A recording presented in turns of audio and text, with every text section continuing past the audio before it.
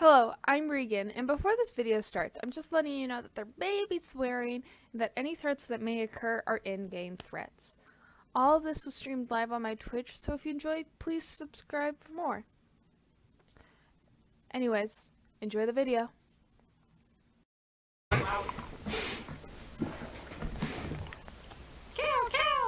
But it once again didn't activate my streamer mode stuff.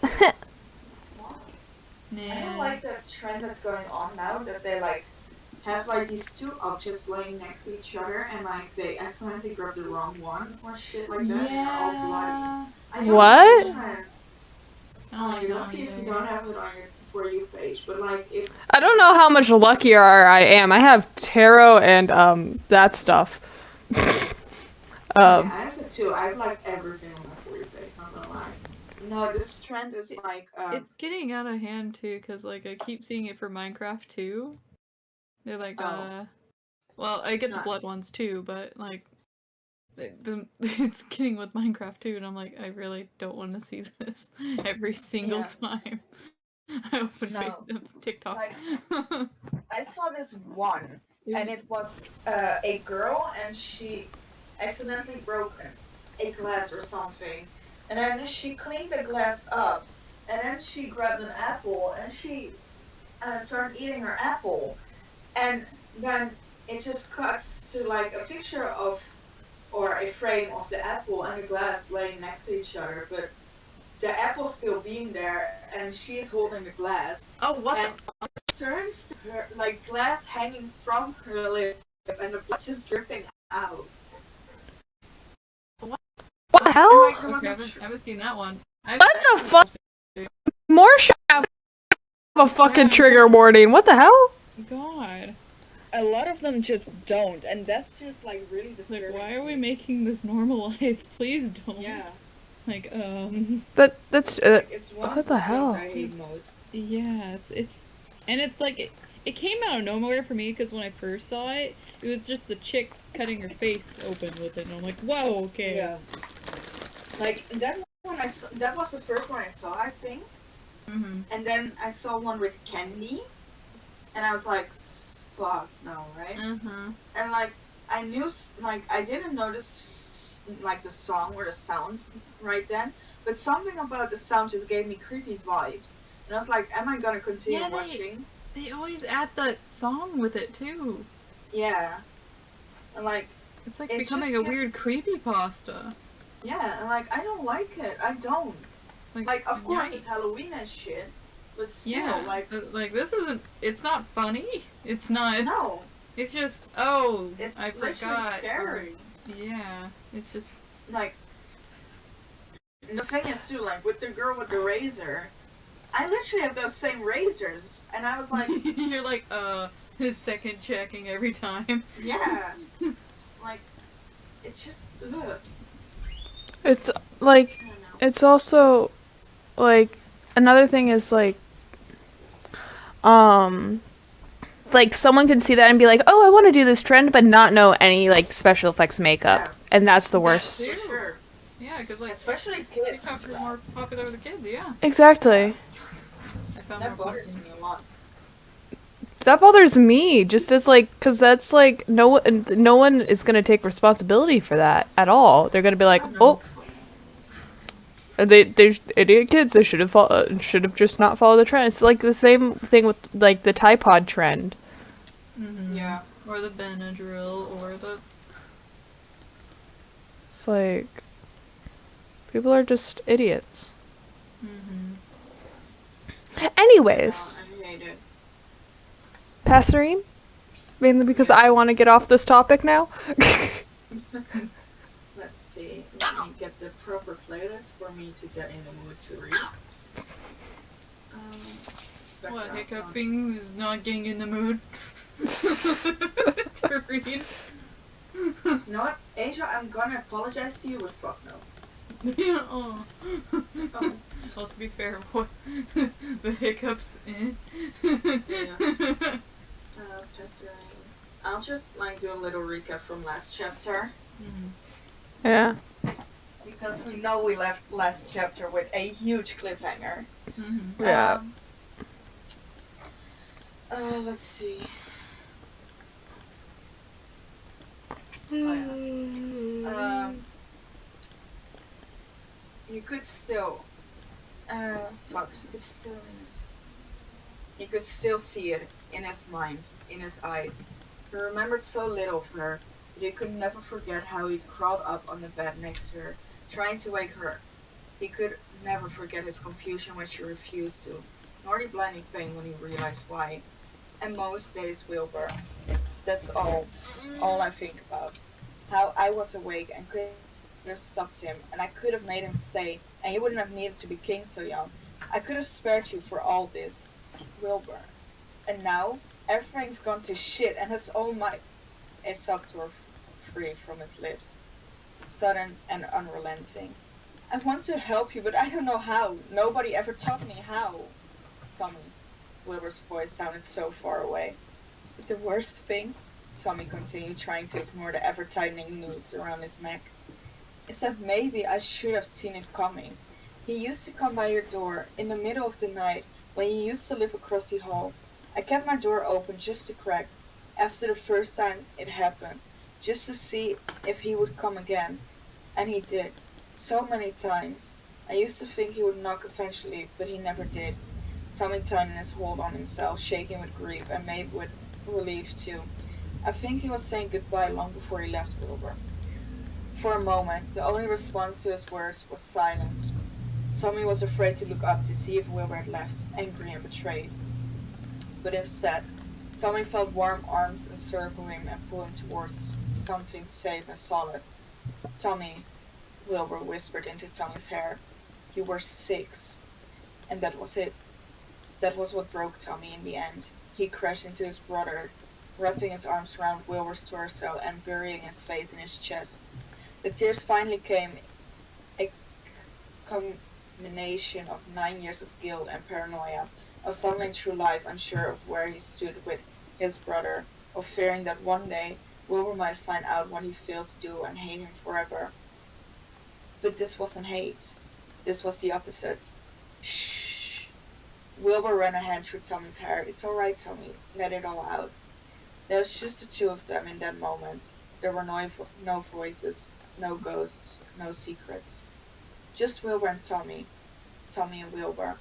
Eventually, Tommy's sobbing ends. His cheeks were wet and cold from his tears, but he could breathe easier than he ever did. He drew back from the circle of Wilbur's arms and found his brother looking at him with a gentleness that he could never deserve in 1,000 years. See, Wilbur said delicately, brushing stray tears from Tommy's cheek. Isn't it lighter with someone else to carry it with? Tommy sniffled. You always have to be right, don't you? Well, of course. Otherwise, I'd be stripped of my title as Grandmaster of Pretentiousness. The council would have a field day. Tommy laughed wetly. What will your voices say after you suffer such a disgrace?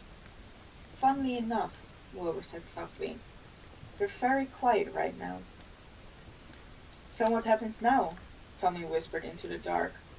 I don't know, Wilbur confessed. But what I do know is that there should be no more secrets between brothers. Agreed? Agreed, Tommy smiled. No more secrets. Wilbur looked as if he wanted to say something else, but Tommy would never have the chance to find out what, because at that same moment, Techno burst through the door, his expression like hellfire. Wilbur was on his feet in an instant, reaching for a crumpled note Techno was holding out to him. Tommy watched his brother's face drain of all color as his eyes scanned through this message. What? Tommy demanding, his heartbeat ringing in his ears. What does it say? When Wilbur looked back at him, his eyes were bleak and haunted. You want to know what conscriptions were, Tommy? Well, you're about to find out. Da-da-da. Da-da-da. I'm gonna get out of Minecraft because I keep hearing fucking slime blocks. Sorry. I'm gonna open the stream real quick and read them. Sounds good. Oh, I have sounds on. Of course. Okay. Okay. Chapter 4, are there any, Yeah, do I need to put trigger warnings? Trigger warnings. I'll just message them to you so you can copy paste them, Regan. Sounds good. Also say them out loud. Violence / depictions of violence. Depictions, yeah. Oh. Depictions. Assault and death. I'm gonna get some water. I have my tissue ready, guys. Do you? No. Going to. Both of you get some tissues. Techno dies! Who's the fucking mind? Okay, hold I on. don't. He's a god. What do you mean? Go. Okay, chat. I have a feeling it's gonna be crying time, chat, and I'm not ready for it. Not at all. Regan just came in with an entire fucking. What's that? Paper towels? Yeah, because that's what I have in my room, and I don't feel like searching around the house for tissues. I got toilet paper. Yeah, same. Those are my tissues. I got paper towel. Yeah, they're nice and soft, so. Okay. And apple cider. That's what I got. I smelled the toilet paper. Yeah. I kind of want. Hold on. I'm gonna get my straw. It's literally over here. Don't worry. Because I don't wanna. This is my first time drinking from this cup, and I don't know where the liquid is, and so I'm very scared I'm about to burn my mouth. I got hot apple cider, so.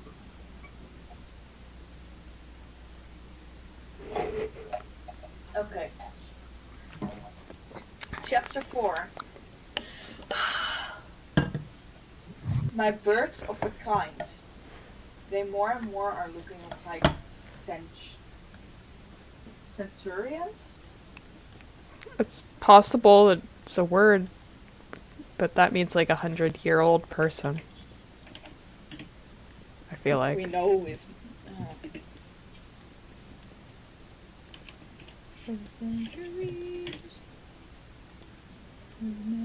Centurion. Yep, I was right. Okay. 3 men stood on a balcony where once there were 2, a mortal king, a mortal prince, and a red-eyed teacher. In the gardens below, travelers were gathering, most weary from their journey from every corner of the vast kingdom. Even now, more were still pouring into the capital city, staring in wide-eyed confusion, a conscription notice tucked into their pockets or crushed between nervous fingers. All able-bodied citizens of the kingdom are called to the king's castle, the letter all said, carried from bustling towns to quiet villages, by messengers on the kingdom's most swift-footed horses, and hold on.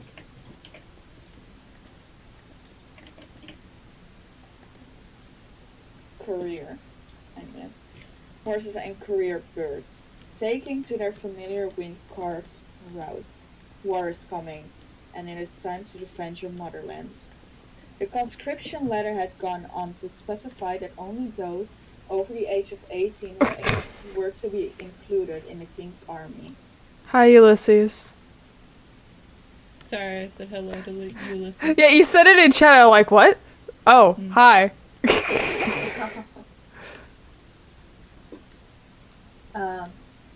Fuck. Weird to be sad. Good. Yeah, true. Those over the age of 18 were to be included in the king's army. Many had chosen to ignore that. Among the horde, trickling slowly into the heart of the kingdom was a brown-haired boy, a year shy of the stipulated age. He kept the hood of his battered cloak up so no one could see the traces of boyhood still etched into his skin like a brand. Someone noticed. It was a girl with hair as pink as the hibiscuses she grew in her garden. She had lived in the city all her life. Once a man with the same hibiscus pink hair had walked into her flower shop, his eyes bleak and unfocused. He'd asked her if she had any yellow roses for sale, and he had bought it all. It was only later that she realized who the man was, but by then he'd already left, heading towards the woods that bordered the city. Now she marched along the city streets that had become unfamiliar over the course of a week. She'd left her garden to the care of an elderly neighbor, A sign was left on her flower shop door, telling hopeful customers that it was closed indefinitely. There was nothing else to do now but follow the course of the crowd, keeping an eye on a stranger that was definitely much younger than her, wondering whether or not he'd outlive her. They passed underneath the castle gates, where a woman they called the captain kept a watchful eye. She was under order to turn away anyone too young, too sick, too old, but every time she looked into their eyes, she only saw herself. She'd clawed her way to her position, made sure to earn her reputation, and had stood guard over the royal family for over a decade. It was her stubbornness that got her to where she was, adorned with medallions Medallions? medallions from the king, both old and new. It was stubbornness that she saw in the people now. So while she did her duty by bearing the way for the youngest, the sickest, and the oldest, if she turned away for a moment when an aged warrior did their best to hide the wrinkles on his back, on the backs of her scarred hands, or when a 17-year-old boy pulled his hood lower over his face, or when a strong-jawed smith from the city limped by her with a broken foot that wasn't quite healed yet, well, she would consider that her duty too. By the time the boy and the flower shopkeeper found themselves in the garden, it was crowded. People stood shoulder to shoulder, pushing and pulling like a tide on the trampled remains of the dead queen's flowers. The shopkeeper grimaced as her boots threaded across petals and stems, violently returning them to their soil. The boy did not notice the flowers at all. He was staring up at the balcony, looking at the man whose call was answered by thousands. Most of them had never seen their king before, but they've all heard the stories of a boy crowned on the eve of his 16th birthday after his father's mysterious disappearance, or death, or assassination, depending on which rumors you believed, and guided by a strange advisor. A kingdom of peace would never have had any reason to know the name, Technoblade, but those who heard the full story of a red-eyed emperor from a cold and distant land whispered amongst themselves at the resemblance, or the coincidence, or whatever word they could use to explain away the uneasiness brewing in their guts. The stories also said that the king was kind and generous with the starry-eyed ambition that came with his youth, and that the younger prince could charm 1,000 detractors with his wit and humor. Standing together, they seemed to be as different as night and day, one dark, one light, but no one could deny the shared brotherhood etched into their regal bearing. Mm-hmm. Both products of boyhood almost drowned in etiquette and etiquette Yep. and decorum. Decor? No, DECOURUM.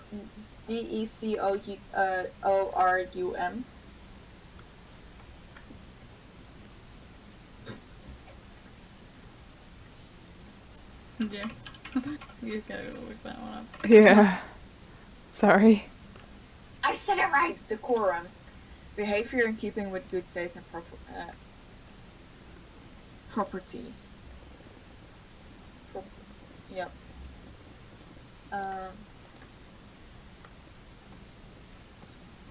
Where was I? Over there.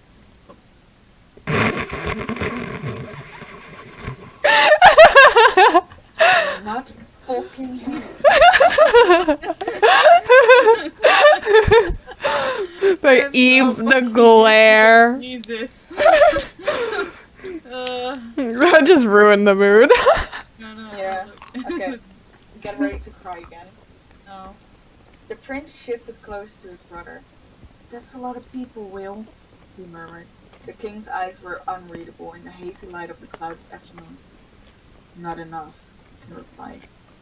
The tutor crossed his arms as he surveyed the gathering crowd, already calculating battle positions and drafting strategies.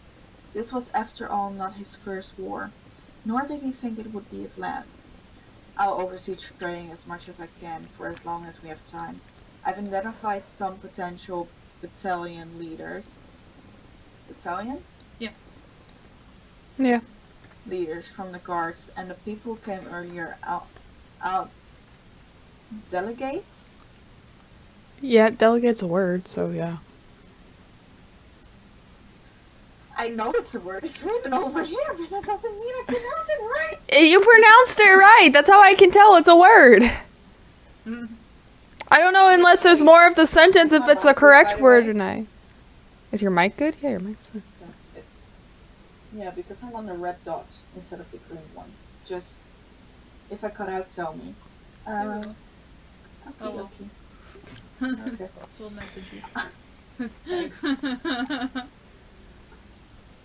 I'll delegate the responsibility of training new recruits, which is most of them, Wilbur pointed out. They never had a reason to learn how to fight before this. You underestimate your people, Wilbur, Technoblade replied patiently. There are other reasons besides war. Look, there. See the person with a bow? They're a hunter, used to shooting down fast-moving targets, which makes them an asset for our archery line. Folks from the mountain regions are used to riding on horseback, so that's our cavalry. Cavalry, yeah. Cavalry already established. Miners and smiths are used to swing sharp and heavy objects around. Give them broad swords instead of pickaxes and hammers and we'll be ready to go. Wilbur cut him a bemused look. You sound almost optimistic. Did you hit your head on a wall this morning? I've seen worse odds, Tommy scoffed. This is different from all your war books, Techno. This is real life. He did not notice the knowing look shared between his brother and their tutor. Anyway, Technoblade continued, I reached out in mercenary guilds to supplement our offensive. Our coffers can handle the hit. After all, this kingdom has only been busy with trade for the decades. And if it all goes to shit anyway, Tommy asked quietly. Technoblade's expression hardened. It won't. How can you be so sure? Demanded the young prince. From what I've been hearing, we are nothing more than a bunch of poor saps armed with twigs against this, what did they call themselves? The Green Army, Wilbur replied, not taking his eyes off the people below them. Ridiculous name, if you ask me, Technoblade said. I thought it was Tommy for a second. I thought it was Tommy too. Like you said that, I'm like, okay, Tommy. Wait, it's not Tommy? Yeah. Tommy did not laugh, as he usually would. The message you received said they A massacre? massacred an entire town, Wilbur. He choked out, an entire town wiped out overnight, like ants. Wilbur's hand tightening around the balcony railing, his knuckles turning white as he squeezed. They were taken by surprise. We will not be so unfortunate. None of them said the obvious, which was the fact that if Wilbur had not held his secret so close to his chest, the town had once set on their northern border might have survived. They might have been warned. They would have been saved from their merciless doom. Merciless? Mm-hmm. That's right. That's right. Okay, I'm just thinking of the second word. Oh. Hypotheticals? Hypothetical? There's an S after that. It's not a word that could... That's not a word that's normally used in the plural form, though.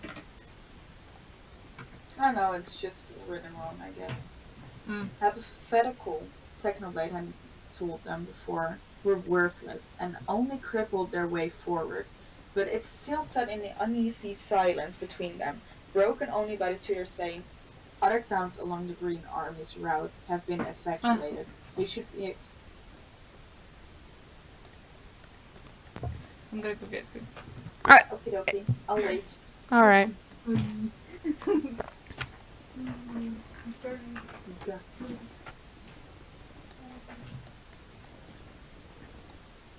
Hello, Lava. Lava likes being a menace. While we're waiting for Angel, how's your day, Ulysses? Did you have a good day? If they're still here.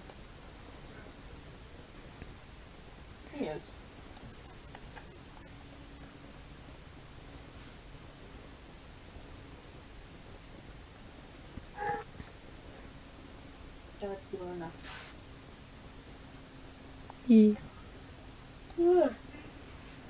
Good. Oh, I'm gonna set my alarm because I will forget that later tonight. Like I fell asleep yesterday while watching TikTok, Mm-hmm. and I woke up this morning with the same TikTok still open on my phone. Oop. Actually, I think I fell asleep like that too, except my parent came in at midnight, like, why is your light still on? And that woke me up, and I'm like, oh, I don't know. Magic. Yeah, and like, do you mind if you turn it on? My day was pretty good. Was your day pretty good? How was your day, Elleen? My day? Yes. What did I do today? I woke up like at 1... Hello, Beck. I woke up at like 1:30, right? And then I got the message from my mom. Did you walk the dogs? And I was like, oh, the dogs should have been like... I should have walked the dogs at like 11:30, so I was like 2 hours late. Oh Like, dear. my mom still wasn't home, so I was fine. I was like, oh yeah, I had my phone on my desk and I forgot the time. And she was like, oh, okay. And after that, I drew my bit gifts. I finished them. And then I went to lay in bed again because my stomach cramped. And then I had dinner and then I came here, talked. Oh, I did a fall. I talked to Angel and Matthew, and then I went to speak with Little Fish, and now we're here. Mm-hmm. Reading a sad story. Reading sorry. Are we ready to get set again? Yeah. Yeah, I'm eating. Oh yeah, crying your eat your tears. Best way. Yeah, it's Carl's green. Best fucking seasoning. Mm-hmm. Okay. Ooh, crispy. Have a fuck. Oh yeah. Other towns. Fuck. Sorry. Ah! Other towns along the Green Army's route have been evacuated. We should be expecting refugees to arrive in the city in 3 days, but the temporary camps will be finished and ready by then. And what's the status on the army itself? Based on the spies' reports, we have half a month at most before they arrive at the valley, which gives us another week to prepare the troops. Before we set out, our armory should be done, tallying and dividing up weapons by tomorrow, and caravans have been loaded with other supplies. And the other things we planned? Gathering the materials as we speak. The alchemists are working as fast as they can, given that it's delicate work, but it should be done before we go. Good. Wilbur raised his head towards the sun, breathing in the sweet wind of spring. As he did, Tommy and Technoblade were the only ones to notice the fresh scratch marks running down the pale column of his throat. Tommy opened his mouth to speak, but was silenced by a quiet shake of Techno's head. I guess it's time. In one smooth motion, Technoblade jumped onto the balcony railing, balancing precariously like an acrobat on a tightrope, his beloved trident in his hand. He drove the butt of the trident against the railing, producing a sound like bells, tolling over and over until the crowd was almost silent. Their attention caught. "Your king," he shouted, "will now speak. I suggest you listen." He dropped back between Tommy and Wilbur, who gave him a grateful smile before turning back to their people, their army. "Friends," Wilbur began, his voice carrying out over the still crowd, now hanging on to his very word. "I see you all from where I stand. I understand you are afraid, you're confused, Years ago I promised you peace on my father's crown, and now I call you to war. This is nothing less than treason. Rest assured, I will be facing consequences for it. The crowd stared. Even Tommy looked to his brother in surprise, a question swiftly dying on his lips as Wilbur spoke on. But that will be later, the king continued. For now, we face an enemy that has Mercilessly? Merciless. I know the word, but I can't pronounce it either.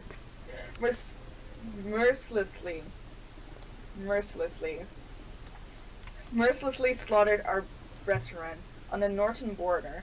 That is what we shall keep in mind as we ready to face them. More than a battle to defend ourselves, this is a war of revenge. We shall remember the innocence lost to the nonsensical greed of our invaders, and I vow to deliver you your vengeance on a silver platter. Techno's eyes darkened, but he did not interrupt. His gaze drifted to the marble pavilion sitting in the distance, right where the crowd stopped.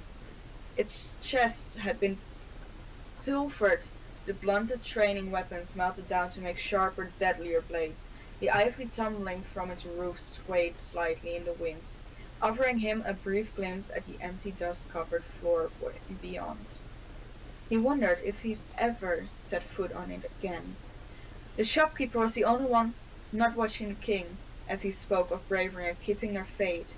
Instead, she followed the tutor's far-off gaze, but all she could see was a small white building, overgrown with weeds. This will not be the end of our nation, the king said with a note of finality. Sorry. His dark eyes sweeping across the gathered crowd, but not seeing their faces at all. He spread his arms as if welcoming an embrace from someone no one else could see. It has stood for centuries, and it will stand for centuries more. We will see our enemies burning, my friends, and I will scatter their ashes on the graves of the people they took from us. And anyone who survives, the fire will wish they had perished in the flames and not by my hands. My only hope is that you might feel the same. And trust that you are in the most capable hands I could find. He turned to the tutor. You are in the safekeeping and guidance of General Technoblade. Together we will defend this kingdom, or die trying. The silence of the crowd gave way to thunderous applause, the exultant cry of hundreds of people who did not know truly what awaited them on the battlefield. The aged warrior with the scarred hands was intently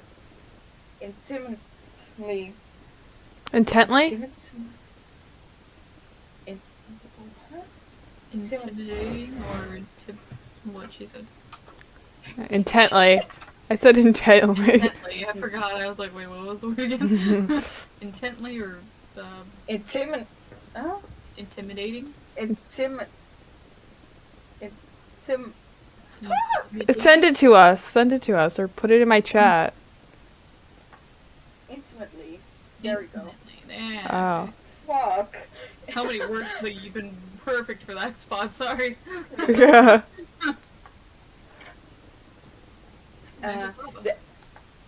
Sorry. The aged warrior with the scarred hands was intimately familiar with violence and turned bitterly away from the excitement.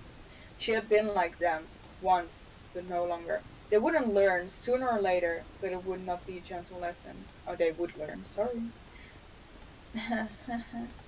However, they were united in some things. They trusted their young king and their prince, they trusted their general, and they wished to see their enemies burn.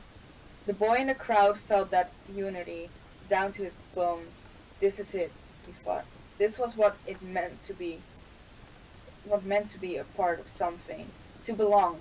He felt a smile creep onto his face, and soon he was joining the noise, hollering until his lungs began to ache, joining in the people's furious glee. He was going to hold the line. He was going to drive the enemy back and protect the land that raised him, and he was going to be a hero. At 17 years old, Tubbo was the oldest he'd ever been. But he never felt so young. Only one person did not seem impressed by the king's word. The tutor-turned-general was staring at the king, his mouth a thin line of disapproval. Since when did I get the promotion? Technoblade asked slowly. Wilbur shrugged, dismissive. You're already acting like a general anyway, but Technoblade, The king's voice turned cold as he stared his old tutor down. You promised to help me. Was that a lie? Technoblade's eyes flashed dangerously. Careful, Wilbur, he said quietly. You're forgetting who you're talking to. Wilbur blinked his eyes, suddenly clearing. He opened his mouth for some sort of retort, perhaps an apology, but then there was Tommy, brilliant, loud Tommy, leaning so far over the railings. Technoblade had to pull him back by the back of his shirt. When he turned to them, he was beaming, his eyes bright in the afternoon gloom. We're going to win, Tommy said, his ears still ringing with the crowd's approval. We're actually going to win, aren't we? Wilbur and Technoblade exchanged one glance.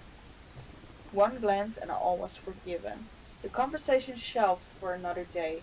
The general still looked at the king with something close to concern, and the dark circles under the king's eyes were getting harder and harder to ignore each day. But none of that mattered anymore.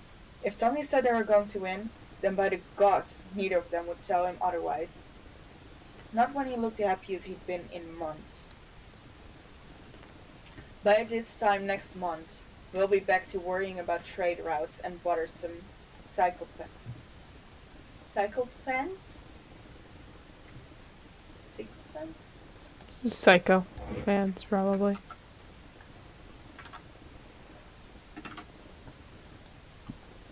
Sycophants. Bothersome sycophants. Wilbur assured him. What the hell's a sycophant? Fuck, stop using words that even Tommy knows! or even the native English speakers. I don't know this word. Yeah. Gods. The king gave his brother a look that was equal parts annoyed and adorning. Remind me to hire better Tutor. linguistics tutor for you when we get home. Tommy rolled his eyes. Good luck finding someone that can stand me. I'll chase anyone away in 3 days at most. Bet your whole damn life on it. Wilbur grinned at Technoblade. I can think of one person. Techno, will you? Finish that sentence. Technoblade troll in his usual monotone manner. And I will end your bloodline right on this balcony. I will throw you off. Witnesses be damned. As the king and princess walked into laughter for one shining moment, children again, Technoblade found himself smiling. The sky was dark and bleak, but there, on the balcony, there was sunlight. It's you and me, said Technoblade, putting one hand on top of Tommy's head, the other on Wilbur's shoulder. One more time. The blue valley stretched before Tommy disappeared into the hazy horizon. The two mountains that bordered the valley rose menacingly in front of him. Menacingly? Rose menacingly in front of him. Twin endpoints of the imposing mountain ranges that served as the kingdom's natural borders. A river ran through the middle of the valley, lit into liquid gold by the sun slowly rising over the distant hills. All in all, Tommy thought as he breathed in the cold dawn air, this would not be the worst looking place to die in. The valley was named after the blue irises that thrived in it, lining the cliff sides and blooming along the riverbanks, but they were not flowers Tommy was in search for. He ventured down the hillside, keeping his eyes close to the ground. He rolled up his pant legs to keep them dry from the morning dew that clung to the underbrush. Mm-hmm. Yep. But it left everything below his knees vulnerable to the straps that had been set around camp. One wrong move and he'd lose his food for his troubles, but he was determined to make the trip worth it. It had been a week since they'd arrived at the valley, and while that meant most of the preparation were finished, it also meant that the other shoe would drop any day now. Tommy could feel it, breathing down his neck. The only way to combat it was relentless. It was a relentless distraction, keeping his hands busy, so he traveled down the hill one careful step at a time, until a flash of yellow in his periphery caught his attention. Yeah, periphery. Found you, he said, making his way over to the flowers clustered under a rock almost indistinguishable from their blue iris neighbors. If it weren't for the golden center that earned them their name. I have to sneeze.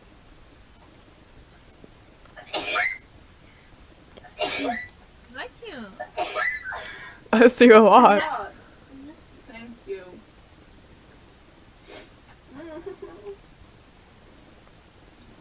God.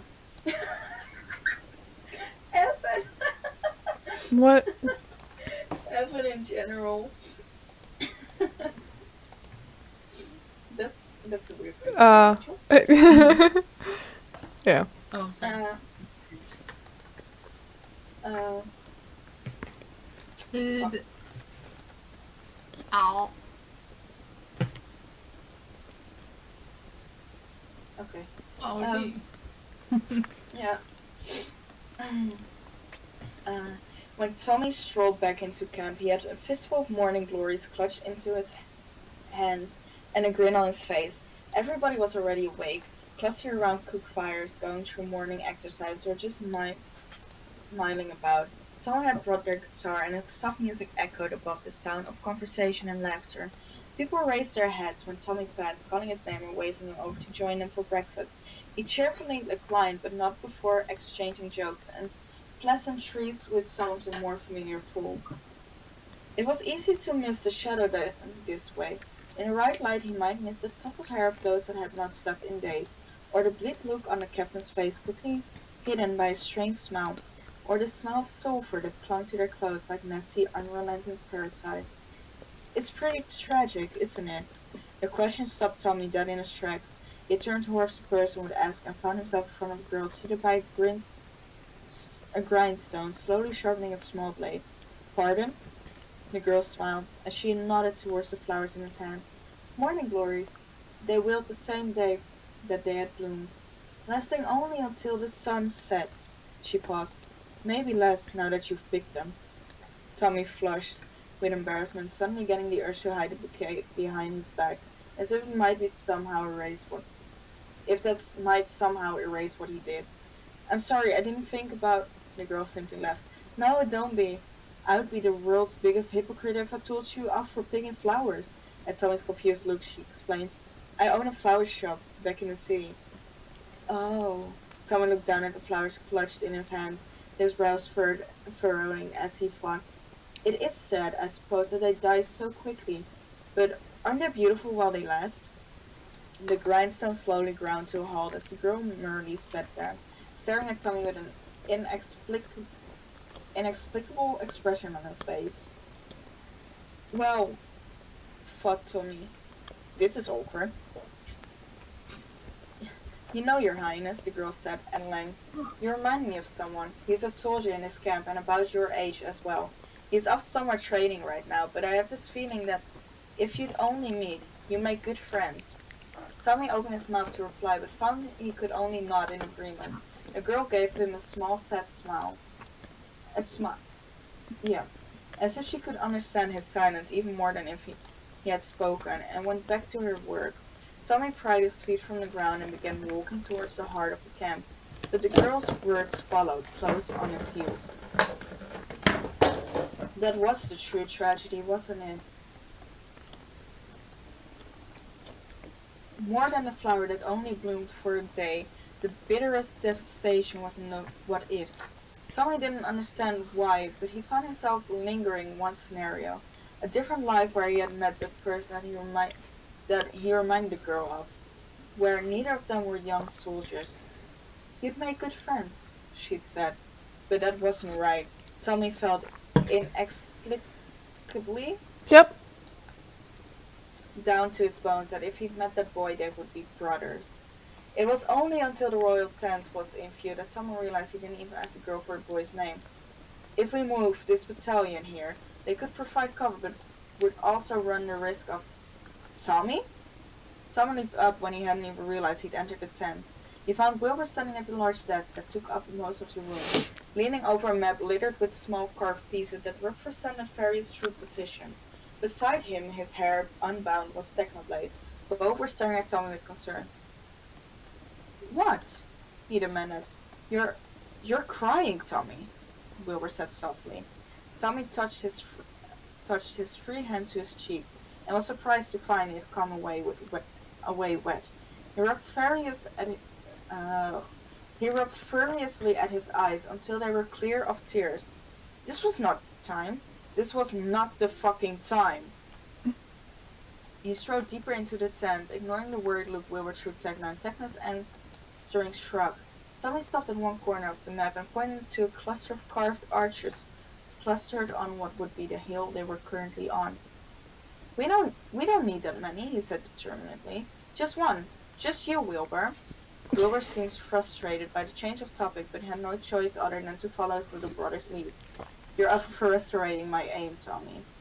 Tommy drifted away from the map, throwing himself on the spare chair in a corner. He gestured Techno over, and the general silently complied. You always pull through when it matters, Tommy said, as Techno took a seat on the ground in front of him. His back to Tommy, as Tommy gathered Technoblade's hair into his lap. He added, except the many, many times you lost a duel with Techno. Normally this would warrant a chuckle, or at the very least, an indignant eye roll. But Wilbur simply leaned over the map again. His expression shuddered once more. Water. Water. I'm sorry. It's just the fact that you failed to announce it. That's why. That's why I'm giggling. Say it like George. Water. Water. And then his American water. Water. Should I read it in a British accent? I can't. I can try. No. I can't even. Water.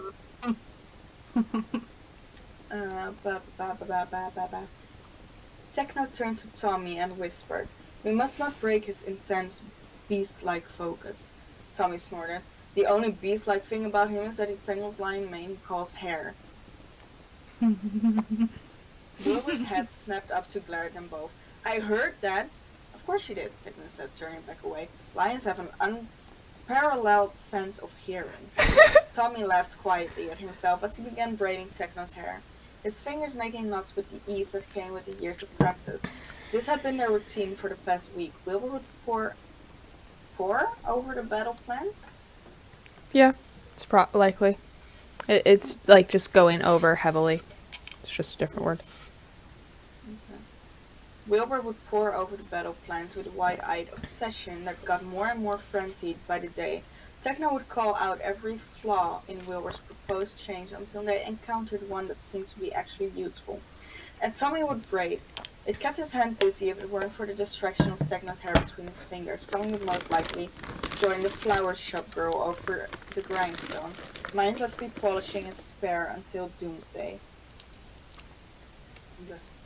Sometimes Tommy would wake up in the middle of the night and find his brother still awake, reviewing their plans and muttering to himself, or not to himself.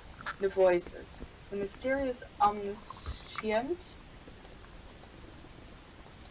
Spell it? O-M... Fuck. That's not in the word, hold on. I should start fucking... Yep. O-M-N-I-S-C-I-E-N-T.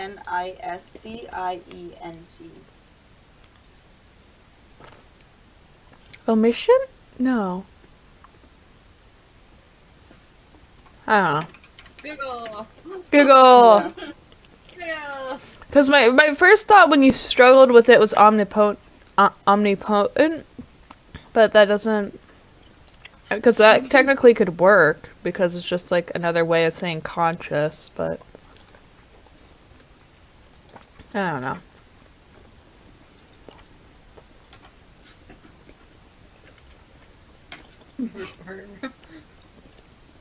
Omniscient. I said it right. Oh. What Woo. does it mean? Knowing everything. Okay. That makes sense. The mysterious, omniscient, creepy as all hell voices that had plagued his brother for years. Tommy began to weave the morning glories he'd found into Techno's hair, to hide the fact that his hands had started shaking. 2 nights before had been the worst of it. Tommy had been awoken by the noise of glass shattering. Opening his eyes, he found Wilbur standing over his cot, a shard of broken glass clutched in his hand and raised over his head, ready to strike it into Tommy's chest. Tommy had stopped breathing completely. "Will?" he'd said, his voice coming out meek and trembling. "We're meant to kill you," Wilbur had croaked, blood dripping down his arm from how tightly he was holding the broken glass. "We're going to kill you, Tommy. It's fate. It's meant to be." "Wilbur, Tommy had reached out to clutch at his brother's shirt. Wilby, please, don't hurt me. Wilbur had blinked rapidly, his eyelashes glistening with unshed tears. You haven't called me then in such a long time. And a glass shard had dropped, but not into Tommy's flesh, into the ground beside his cot. Driven into the soft dirt, Wilbur had kneeled beside him for the rest of the night, whispering apologies. I tried to fucking read. Like it's only 2.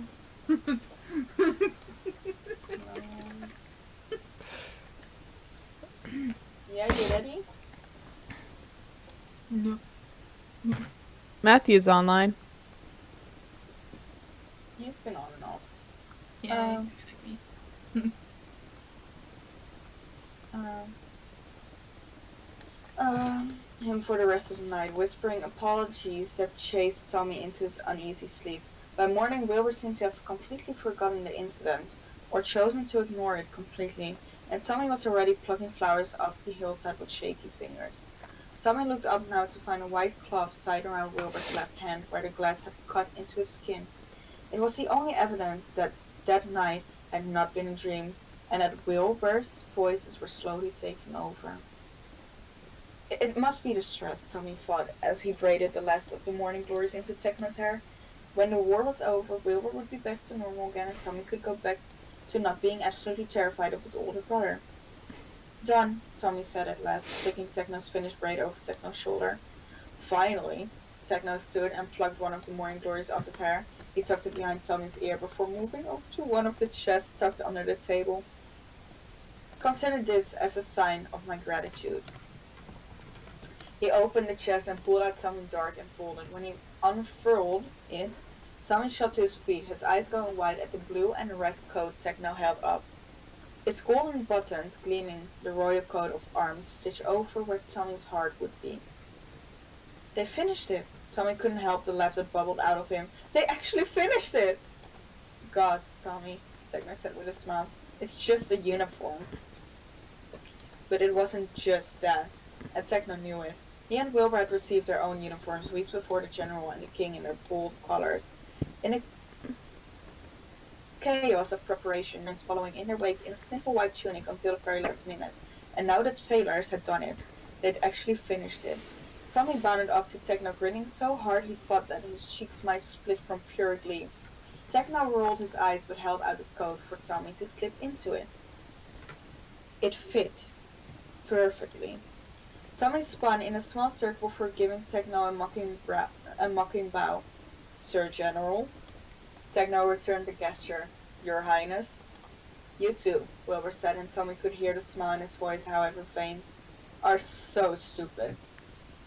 Tommy waltzed over to his brother, knocking the carved piece that Wilbur was about to put down on the map over the sounds of Wilbur's protest. Tommy grabbed his hand and pulled him along, humming a vaguely familiar tune, spinning him in slow circles that could be called a dance under the loosest of definitions.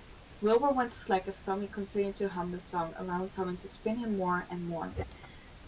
I can't believe you still remember that, Wilbur said softly, his expression unfathomable. Remember what? That song. And then they heard it. The sound that turned Tommy's blood cold. The sound that made Tommy and Wilbur freeze in their tracks. The sound that made Techno reach instinctively towards both of them.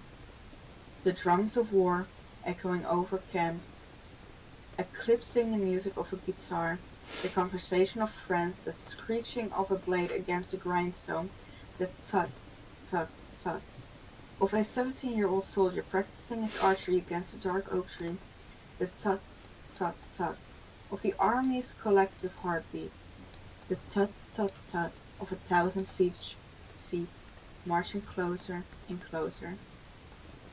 The enemy had arrived at the Blue Valley.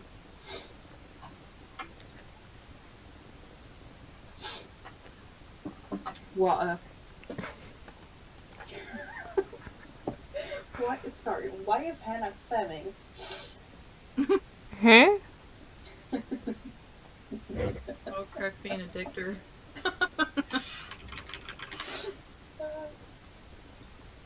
Okay. They emerged from the mist like specters, the hazy sunlight glinting off their polished blades. Up on the hill, Tekna could see them moving through the valley in a steady stream. The soldiers indistinguishable in a tight formation. At their front, someone bore their flag, two swords crossed on a simple green background. The sight of it made Tekno's ball up his fist with a sudden unidentifiable anger. This was it. It seemed like the entirety of the Green Army was here, as expected. While the valley would serve as a choke point in the royal army's favor, it was also the only direct path towards the heart of the kingdom. So now both sides were going to throw all their pieces on the board. One decisive battle. A quick end. Only one army would emerge from this valley intact. And Tekno would be damned if it wasn't Wilbur's. Tekno turned to the king, standing beside him. Are you ready? Wilbur's eyes were looking at on Wilbur's eyes were looked on the mountain, ready as I'll ever be. Locked? No, it literally says looked, so I feel like it should be locked, It or should be. we're looking at the mountain. But locked sounds better. It does. Wilbur's eyes were locked on the mountain, ready as I'll ever be. The camp behind them was empty. Everyone was in position, moving like clockwork under orders that they'd been practicing for days. The only ones left on the hill were Wilbur, Tommy, and Tekno. And the archers. Tommy bounded up to them at last, his chest heaving with effort. They sent up the flare, he announced breathlessly. It's go time. Wilbur turned towards the group of archers behind him. Between them was a raging campfire, sending flickering shadows over Wilbur's face as he took one arrow from his quiver and dipped its covered point into a flame. The dozen archers, the best of the best, handpicked by Wilbur himself, copied him wordlessly. Angel! Relax! This is... I've had this on for a little while. I know, I just looked down and I just see that. What, Green Army? Come on, man. I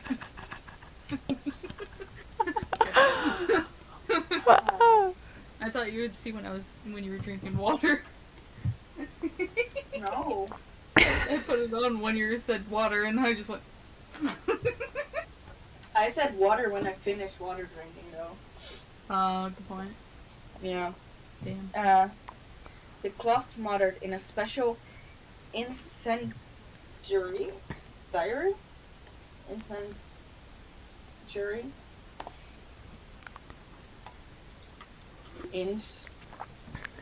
I cannot tell you. Incendiary. Designed to cause fires, okay. Sounds logical.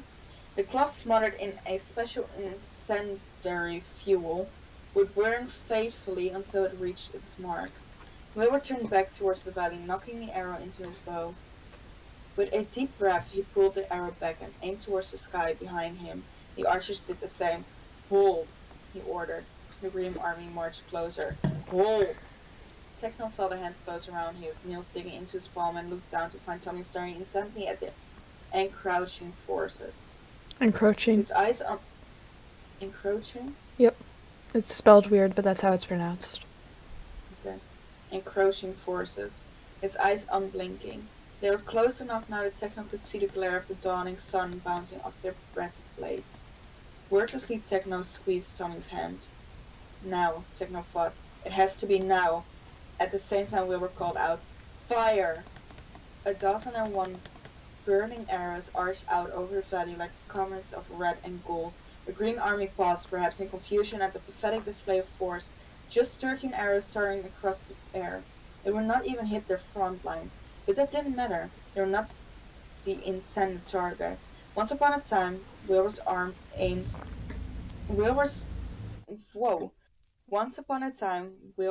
had been so poor it would have taken nothing short of divine intervention to correct it. So Techno corrected it. Now, Wilbur shot through. His arrow landed amongst the weeds, and then there was fire. It felt like the whole valley was set ablaze. The heat searing Techno's skin even more even from where he stood. The burning arrows had ignited a line of fire that ran horizontally. Yeah? Horizontally? Yeah. Okay, Luna. That wasn't Luna.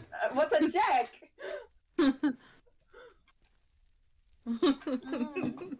Scared the shit. It's like Luna. Yeah, Luna's not that loud. There Oh. she is. She's the boo. Okay. Doesn't really bark. She just cries. Yeah. Like me. Quite literally. Yeah. The burning arrows had ignited a line of fire that ran horizontally through the valley, cutting the Green Army off completely. Soldiers from the Royal Army had doused?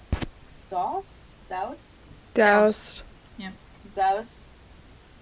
I should start reading with my mouse. It's okay. Why are you attacking me? I'm wearing gold. Fine. Well, did you mine gold near it? Because that overrides the gold rule. I don't know. I don't remember. Now I'm mostly getting quartz. Sorry. Okay, sorry. All the distractions are done. Soldiers from the Royal Army had doused that area in the ever-burning fuel the moment they saw the enemy coming, and then promptly fell back into the mountains, taking shelter for the next phase. The fire would not hold them off forever. Wilbur gave a signal, and the archers scattered to their next position, leaving the three of them truly alone, watching the wall fire for the first signs of life. They came in the form of a man in a white cloak, stepping through the flames like it was merely an inconvenience. He shrugged off the heat, flicking an ember off his shoulder before his eyes found them on the hill. He pointed his sword straight at Wilbur. "That isn't a white flag of surrender, Techno," Wilbur said quietly. "No, it's not," Techno replied, finally letting go of Tommy's hand and reaching for his trident. "It was a long shot anyway. A little heat is not going to mass murderers." "You should know," his voice burst. "This is not the time for your sass," Techno fought back, as if that might stop the age-old melody that was starting to play in his head. The rest of the enemy army followed after the man in white, less gracefully but stubbornly like goddamn cockroaches, crawled over the valley, and then there was a battle cry, ringing from all directions as the Royal Army appeared from their hidden spots, in trees or in the weeds from the river and from the mountains, and catching their enemy by surprise, but the Green Army was well trained. They recovered swiftly, and though most of their army was stuck behind the fire, they were biting back. It wasn't long until bodies were dropping, and not just the enemies. Techno's hand tightening around his trident as the valley filled with sounds of war, but it was not out of fear. Techno would never it out loud, but he could feel something almost like excitement pounding through his veins. This was familiar. This was something he knew. Deep in his bones, he could do without failure. Being Wilbur's teacher and then Tommy's, that had been terrifying. But this was nothing. This was just another battle to fight, just another war to win. "We need to help," Tommy said, his feet already moving down the hill. Wilbur's hand shot out, dragging Tommy backwards. Both Techno and Tommy looked at him in surprise, but Wilbur was looking past them at the carnage happening right below their feet. His eyes dark as the earth of a freshly dug grave. "Wilbur?" Tommy asked in astonishment. Wilbur blinked rapidly, like he was coming out of a dream. "Not yet," he said quietly. "What do you mean, not yet?" Tommy demanded, pulling himself out of Wilbur's grab. "Our people are dying down there." "Wilbur," Techno spun Wilbur by the shoulder towards him. "We have to go now." Wilbur took a reddening breath. "I know, god damn, I know." He glanced at Tommy standing beside him with his face drawn in confusion. "But I can't let Tommy." "Don't talk about me like I'm not fucking here," Tommy spat angrily.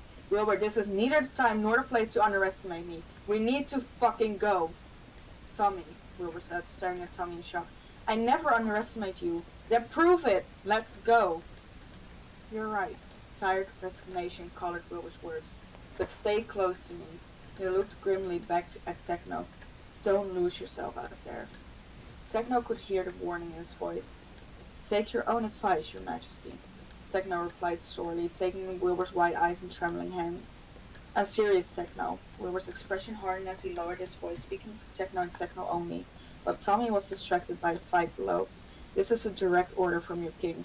Keep them in check. He thinks he can control you, the voices whispered.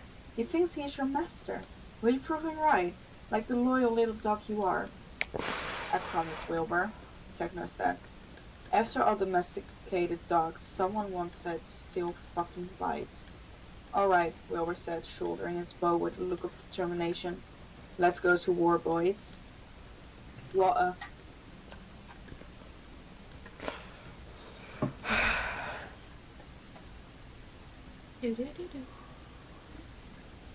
What if it's Dream's army, though? Like, I've never... They keep saying green, so I assume... Right? Like, if this is literally based off the Booktopia war and shit. Yeah. Remember war. Then this could be Dream. Green! Dweem! Green! Oh my god. Wow. Woo! Okay.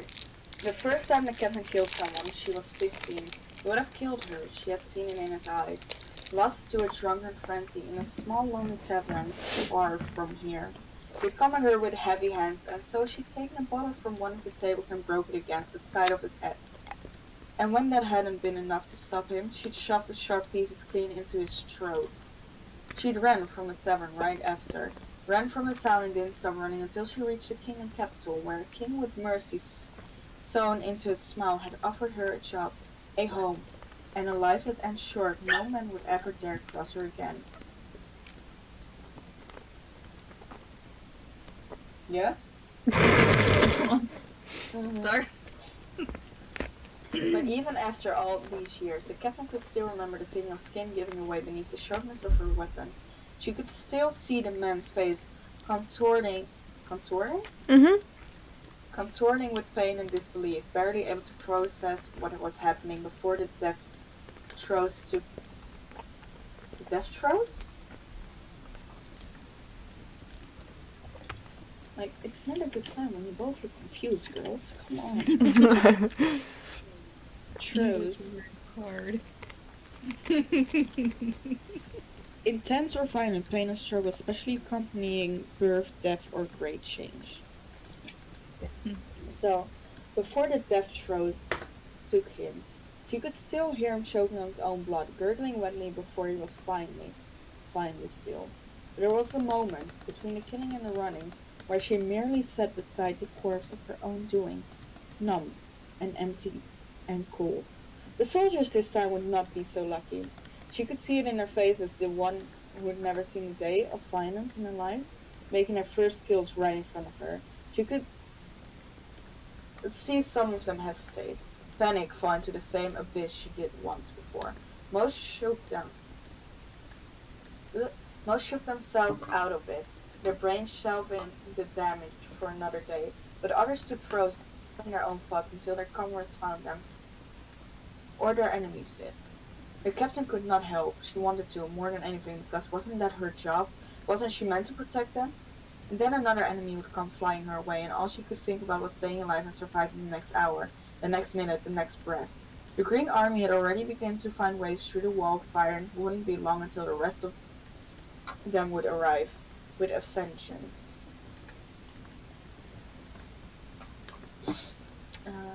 The captain swung her Gladius? Gladius? Oh. Gladius? Ah. It's a weapon. Gladius. The captain swung her Gladius, deflecting the oncoming blow of an enemy before thrusting her blade deep into his chest. She did not look to see him fall. She was already moving across the battlefield, slicing her way towards a group of royal soldiers pinned between a rocky incline and half a dozen enemies.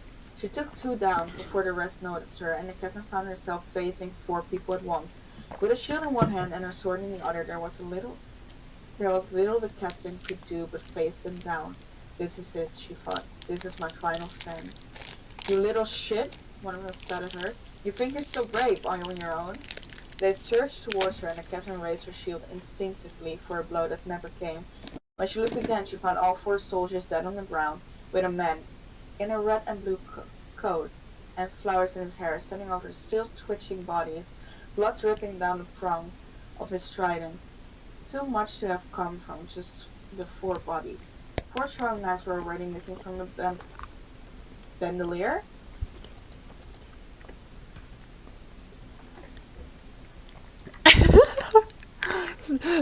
Writers need to stop using words that general people do not understand.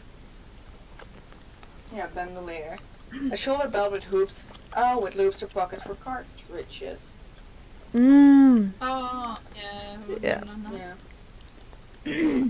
We're already missing from the bandolier across his chest, and the expression on his face was cold enough to freeze hell.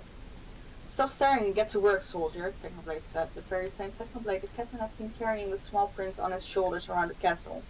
The same Technoblade that shuffled uncomfortably into tight suits at formal functions that he nevertheless always saw through. Saw true to the end. The same Technoblade that the past king, the captain's savior, entrusted with his sons. The captain could barely recognize him. But then again, something in the back of her mind told her that she was truly seeing him for the first time. She'd heard the rumors, the whispers, the questions about how he never seemed to change over the years.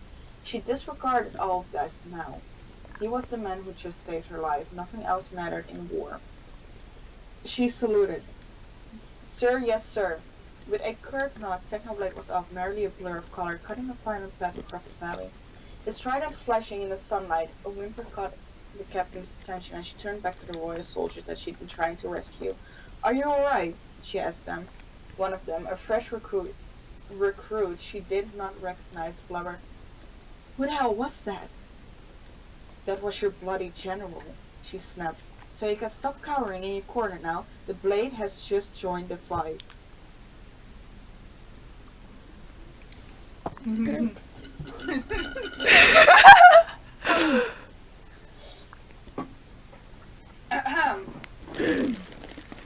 The laughter was the worst of it. Wilbur could feel it growing loud in his head, the sound of 1,000 different voices laughing at a joke he was not privy to. A joke with him as a punchline, but then the still healing wound on his hand would ache, reminding him of what he'd done where he was. He was standing on a rock, feet braced against moss. Felling? Say it again? Felling. Yeah, felling, like F-E-L-L-I-N-G. killing. It's a different way of saying killing. Just say killing, man. It's not that hard.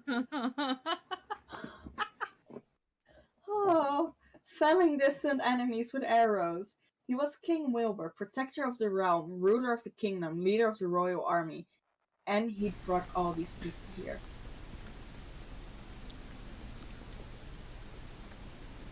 And he was bringing out the enemies that slipped by Wilbur's shot. He was good, frighteningly good. It was easy to forget how capable Tommy was at destruction. He was so used to seeing Tommy lose against Techno that he'd forgotten that against anyone else, Tommy was a force to be reckoned with, all on his own. But that did not do much to dispel the worry tightening in Wilbur's gut. He was, after all, also an older brother. Tommy launched himself at an incoming enemy, spear out. The enemy swung with a sword, but Tommy ducked just in time and swept his leg out to knock the man over. Wilbur saw the spear pierce clean through, and the body was still twitching on the ground before Tommy. Okay, was this rolling is around really to face annoying me another. because this is how you've been but it's spear. You're saying like spare, and it's annoying me. You can just say spear or spear. Spear. Okay, you can just say that. Thank you. It's less rude. Yeah. Sorry. Now I gotta find where it was. Look for felling. No, because that was like Wasn't that long ago. fucking. No, but I am not gonna start at felling again when it was Okay. literally 3 parts down.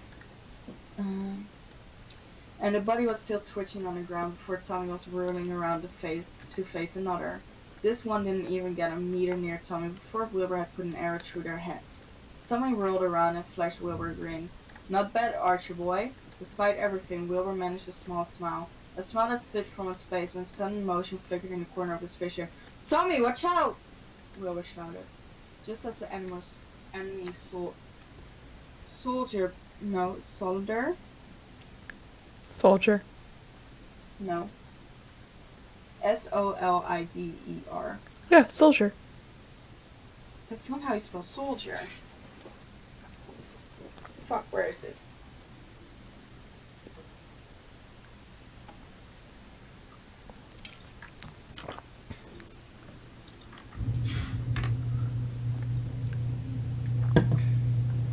That's not what it said. Yeah, solider. Okay. Wilbur shouted just as the enemy solider barreled into Tommy.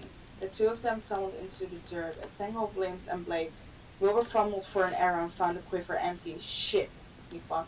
Shit, the voices agreed happily. Wilbur hurriedly slung his bow over his shoulder and in the same breath unsheathed his twin rapiers from their scabbards.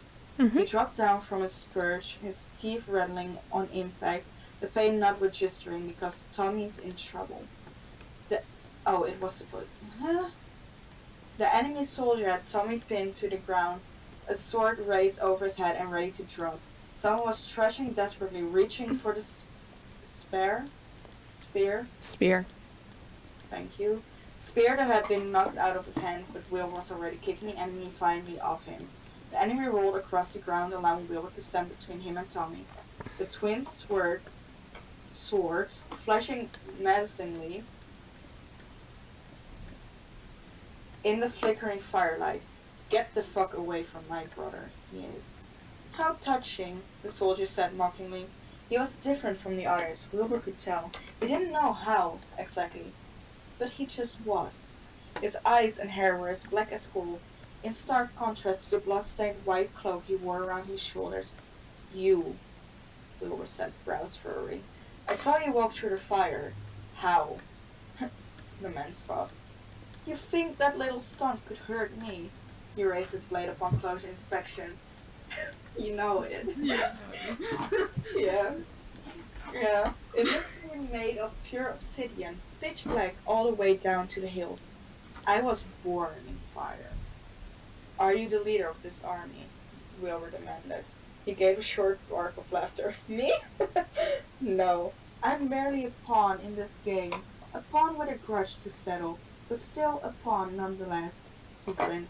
Now, show me what he taught you, King. Wilbur didn't need to be told twice. He launched himself at the man, blue irises crunching beneath his feet. Their swords met, and from there it was a dance. Blades flashed as Wilbur began pushing the man backwards, but he was matching Wilbur's hit for hit. Wilbur thrusted forward with his left sword, but the man dodged fluidly before swinging his sword in a mean arc that would have taken Wilbur's head clean off if he had not stepped backwards. From there, the man launched his offensive striking from above, but Wilbur managed to cross his rapiers together and block the hit, just in time. The blow reverberated down to Wilbur's bones, but the man gave him no time to recover, pushing his blade harder against Wilbur's just in time. Against Wilbur's, sorry. No, Wilbur dug his heels into the ground and parried, using the man's weight against him. He'd hoped it would cause the man to stumble and end this matter once and for all, but instead the man swung again, feigning another overhead strike before changing to a side hit at the last moment. Wilbur blocked the blow, but the force of it sent him crashing to the ground. The white-cloaked soldier stood over him, a small smile playing on his lips. That was disappointing, he said, spinning his sword lazily between his fingers, as if he had all the time in the world. At the very least, I expected a man trained under a god of blood to, well, actually draw some. Wilbur froze. He glared up at the man standing before him, suddenly understanding. You're here for techno. The man stopped spinning his sword. I'm surprised he told you what he is. You must mean a lot to him. His smile was slow and cold. That makes this all the more fun. He raised his sword and brought it crashing down. It might have been hours. It might have been days. It might even have been between the space of one breath and another. Technoblade could no longer tell. More and more of enemy were finding ways to breach the wall of fire. The royal army's archers were doing their best to snipe them down before they could join the fray, but their dreadful lack of experience was beginning to show. Cracks were forming. They were nearing a breaking point. No, Techno thought, trident in hand, a bone-handled chain whip in the other. Not if I can help it. He found himself in the thick of it, drawn not to the violence but to the sound of Wilbur's people, his people, calling for help, a god's help. Blood, the voices demanded. Blood for the blood god. But Techno didn't want blood, not today. He wanted justice. Get down, he told the royal army soldiers that had gathered around him. Techno realized with a jolt that they had not come to him to ask for his protection, but to give him theirs, as if their fragile mortal bodies might make a difference when it came to him. Fools, he wanted to say, but all that came out was, "Underground, all of you, now!" They were quick to comply. They dove into the weeds just as Techno lashed out with her whip. The heavy chain carved an arc through the air before finding its mark, wrapping around the neck of an enemy soldier. Techno pulled sharply, knocking the soldier down. He shook the whip free and spun it around to hit an incoming enemy straight in the head. There was a sickening crunch as the force of the whip crushed bone. Before the body hit the ground, Techno spun the whip towards other targets, aiming for throats.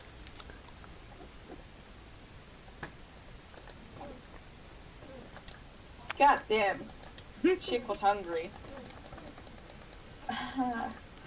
Aim for throats, temples, yeah, you Regan. No. Here. I just died. Oh, for fuck's sake. It's fine. By an Enderman. Oh my god. Shut it. We don't need to talk about this. Dude. Not really. Let's see. Aiming for throats, temples, ankles, anything to pull or crush. He was standing in the eye of the storm, his whip cracking through the air like lightning. When the chain whip rattled back into his hands again, it was wet with blood. "You can get up now," he told the soldiers that were staring dazedly up at him from the ground. "Take care of the stragglers?" Yep. "What stragglers?" one of them called out incredulously.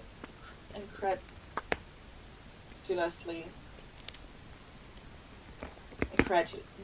Oh, fuck's sake. Incredulously. But Techno was already moving again. He launched himself into the air for a brief moment, flying weightlessly over the carnage. Carnage? Yeah. Okay. I didn't have my armor on, that's why.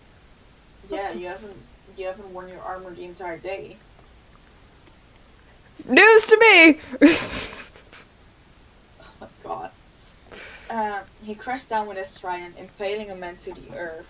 He pulled the trident out with a sickening squelch, and then threw a throwing knife right into the eye of an approaching soldier. Another came running towards him, but he made quick work of them too. This was his element. This was where he belonged. More, the voices demanded. More. This was not his element.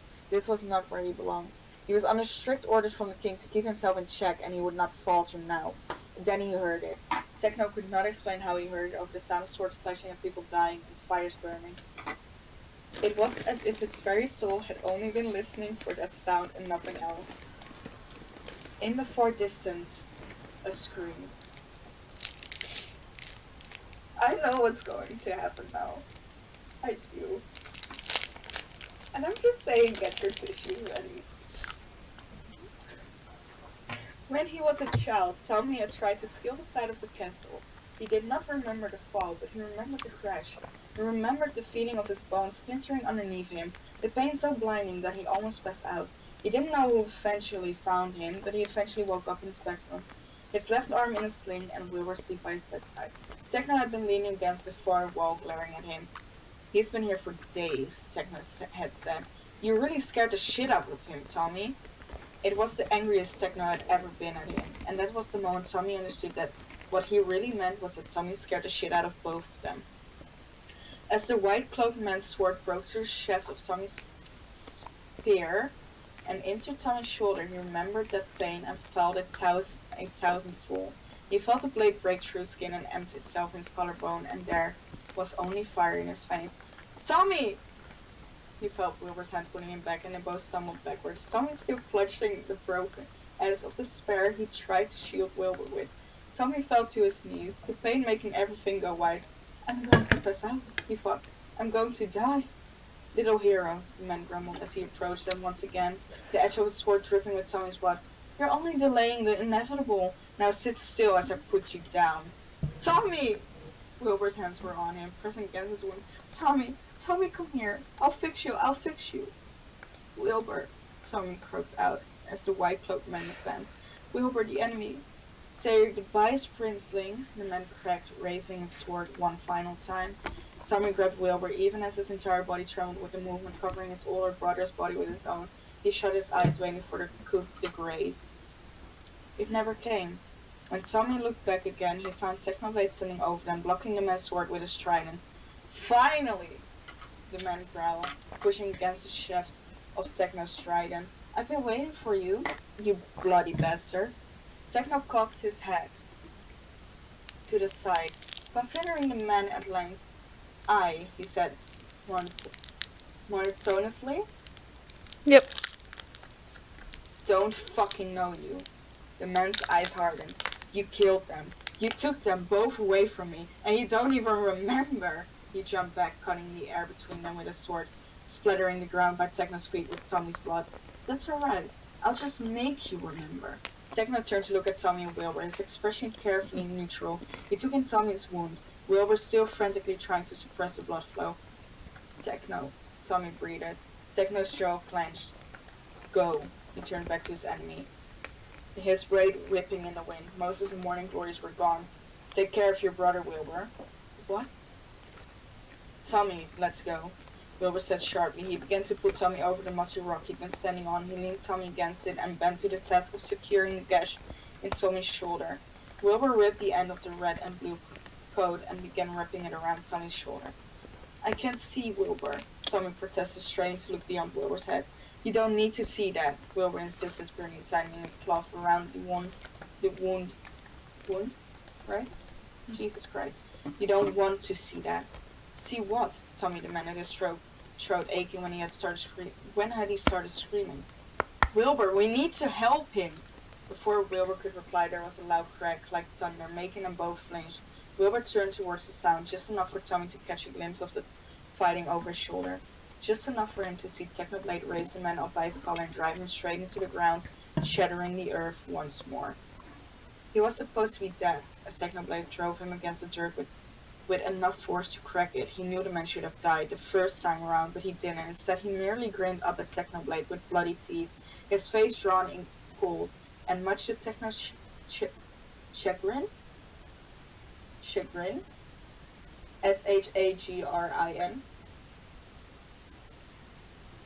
Haven't heard it. Haven't seen it. Chagrin. Annoyance or distress of having failed or being humiliated. Chagrin. You added slime. Chagrin completely earned arrogance. Ah, I see, Techno said with her hand around the man's throat. What's a god of war doing in a place like this? I would state the obvious, the man said calmly, gesturing to the bloodbath around them. But this is a purely personal affair. He kicked up, landing a hit on Techno's gut that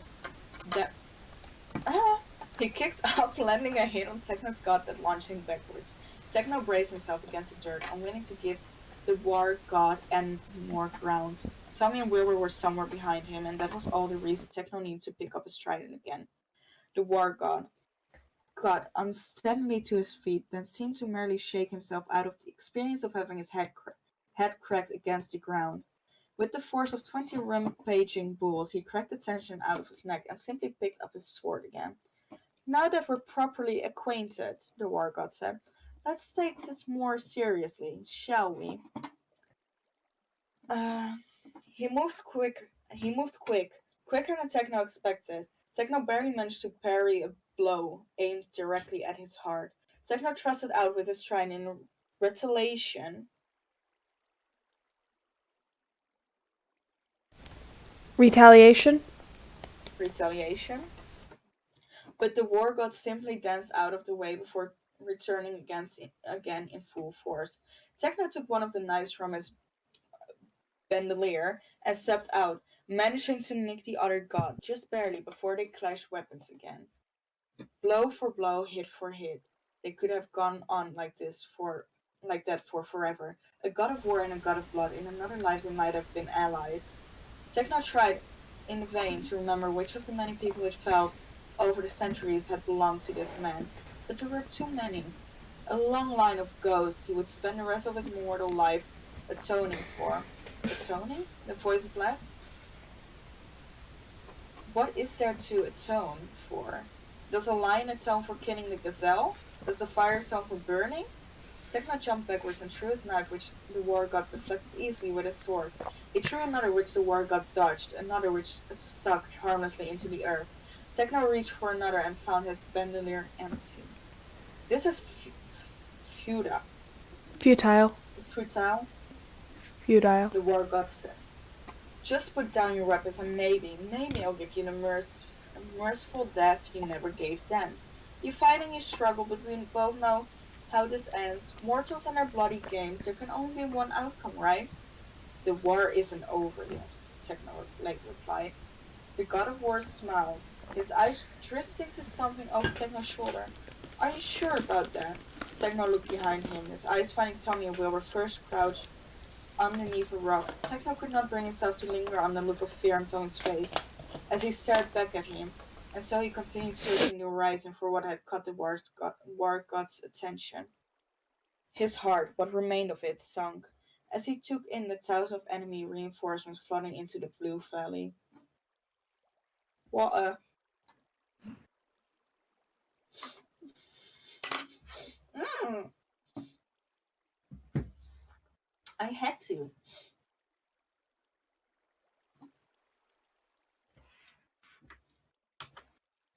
Regan, you didn't announce that you were live. I did on my thing. I'm sorry.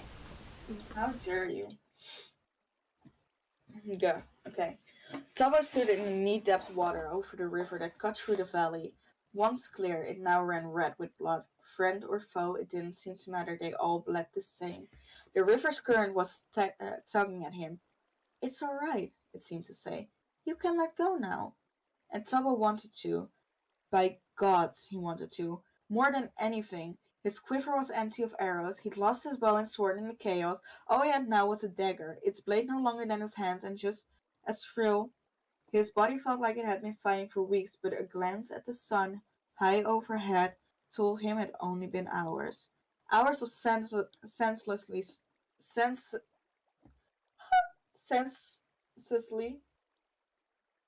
senselessly, where was senselessly? Hours of senselessly slaughtering his way through the fray. It was better when he still had arrows, when he could stand and shoot at a distance, enemy without thinking of them as people, when he'd resorted to using a sword, when he'd gotten close enough to see the fear in their eyes as his blade pierced through the cloth and skin. When the blood had colored him crimson, it was suddenly frighteningly real. Once he had wanted to see their enemies burn, now he just wanted it to be over.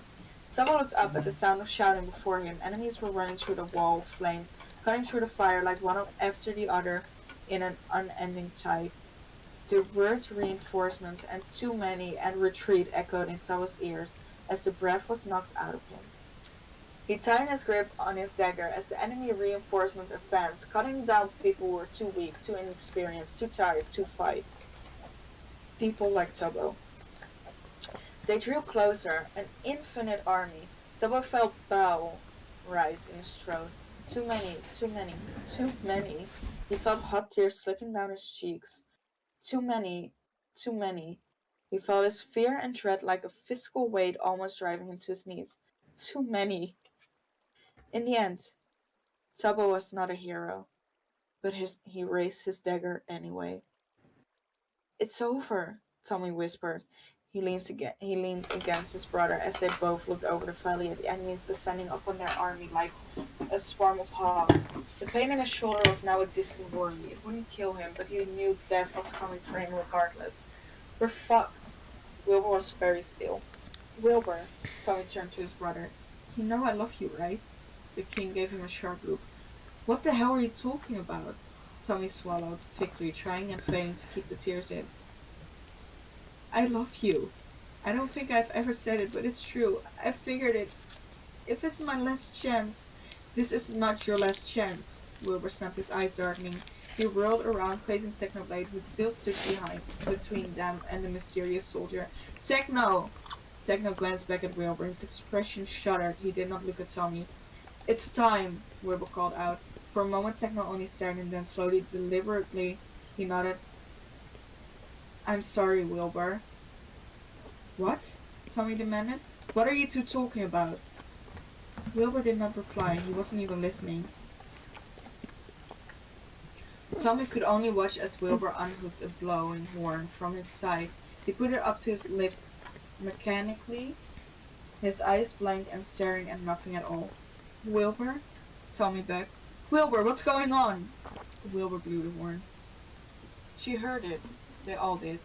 Heads snapped up at the sound of a war horn echoing through the valley. A low sad sound like the beginning of a funeral, dirge, or the cry of a lone bird separated from its flock. The flower shopkeeper met the eyes of a woman across the field, a stranger, only familiar from brief, inconsequential meetings at the camp, but in that moment they were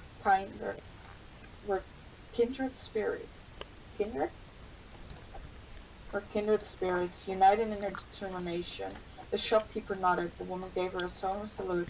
It was now or never. The shopkeeper glanced at the oncoming horde of enemies, butchering all that stood in their way, but the royal army was not fighting anymore. No, they were running. They threw down their weapons and ran back in the direction of the hills, stumbling over weeds and irises and flanks of morning glories. The Green Army, outnumbering them 10-1, gave chase unaware of what was coming. The shopkeeper took off, the rock in her pocket seeming to grow heavier with every step. But unlike the others, she was headed north, up of one of the craggy mountains that bordered the valley. She knew the others, at least those who weren't dead already, must be headed towards the other mountain, crashing through the trees and underbush as she was. There was 15 of them. 50 of them in total, but only 2 of them were really needed for the job. If you lose heart, the king had said during the midnight meeting where he'd laid out his plans to the volunteers, just make sure someone else still has theirs. This is a last resort, but it might also be our only chance. He told them all they were free to leave. None of them had. The rest of the camp had all been told 2 things. When you hear the horn, run for your life, and don't tell Prince Tommy. The shopkeeper bounded over boulders and overgrowth, her heartbeat thundering in her ears. Hey! She risked a glance back and found 3 Green Army soldiers running after her. They were less used to the terrain than she was. She'd walked this path a million times over the past week, but they were gaining on her quick, their swords raised and ready. The shopkeeper kept running, but her knees were screaming, her lungs on the verge of collapse. She was tired, so tired. A yell came from behind her. She tried to ignore it until it came again. She glanced behind her once more, stopping dead in her tracks when she realized what was happening. One of the enemy soldiers was on the ground, a small dagger ending in the nape of his neck. The other 2 were doubling back, facing the attacker that must have followed them up into the forest. She caught sight of brown hair, a small frame. Oh God! It was the boy, who'd lied his way into the army and had fought bravely in it until the very end. The shopkeeper glanced behind her to the cave where her main objective was. She was so close, but the boy she saw was unarmed. The decision was already made. She ran back down to the mountain, her axe in her hand. The soldier had cornered the boy against a tree, their blades ready to cut his life at 70 years, but that meant that their backs were too hurt, and they never saw her coming. Just pretend you're chopping down a tree, the general had taught them during their training phase at the castle. The axe will get the job done, but it will take a few swings. It only took her 2, one through the neck, the other into the skull. The 2 soldiers dropped dead at her feet. The boy stared up at her, breathing heavily. His face streaked with blood and dirt. It looked as if he had aged 50 years in a day. The shopkeeper no longer recognized the young, full-hearted boy who ran around camp doing the most menial chores, grinning from ear to ear, taking pride in being part of something bigger than himself. He was better than bruised and bleeding. With eyes so haunted, the shopkeeper couldn't help but wonder about all the things he'd seen since the sun rose over the battlefield. What has the world done to you? She thought, but all she said was, Are you all right? The boy could only nod wordlessly. You need to get out of here, she said hurriedly, already hearing more soldiers coming up the mountain. Here, take this. She shoved her axe into his hands. The boy shook his head vigorously. I can't, he crowed. You need to protect yourself. She gave him a bitter smile. Trust me, kid. You need it more than I do. Now go. You know your orders. Back to the camp. Follow the sun. Before she could think better of it, she pulled the boy into her arms, hugging him tightly. For a moment he could only stand in listless surprise, and then she felt his arm close around her. He buried his head into her shoulder and let out a single gut-wrenching sob. When the shopkeeper let go, there was a new spark in the boy's eyes, faint but better than nothing. The boy turned to go, but lingered at the tree line. What's your name? He asked. Nicky, she said. My name is Nicky. I'll see you later, Nicky, the boy said and was gone. She stared after him for a while, her heart feeling lighter in ways she could not explain, but then a twig broke in the distance, heralding the arrival of enemy troops. The shopkeeper steeled herself one last time and headed for the cave. Inside steps from the end of the cave to another connected to natural underground caverns that ran the length of the mountain was the king's last resort, the only thing that stood between their kingdom and a certain doom. We will see our enemies burning, the king had promised them on that first day, lifetimes ago. It wasn't exactly burning, but blowing them to kingdom come was an acceptable compromise. The flint was in her hand, all she could smell was sulfur and the distant scent of irises. Her pursuers were at the mouth of the cave, screaming as they realized what she was about to do. They might have begged, she would never know. I'll see you all in hell, she said bitterly and struck the flint into flames. At the summit of opposite mountain, in a cave almost identical, the captain did the same. For my kingdom, she whispered to the empty cave and let the fire fall. Nicky hoped, at the very least, that they would plant the prettiest flowers over her grave. The explosion rocked the world. It rattled the fairy sun from its loyal orbit. Wilbur braced himself against the rock he'd once stood fearlessly on, and watched the mountains fall. Yes, the voices chorused. This was always meant to be. Wilbur had been here before. He dreamt it, he lived it. As an avalanche of rocks and earth cascades into the valley, crushing anyone unfortunate enough to be left behind, friend or foe, Wilbur felt a tug of familiarity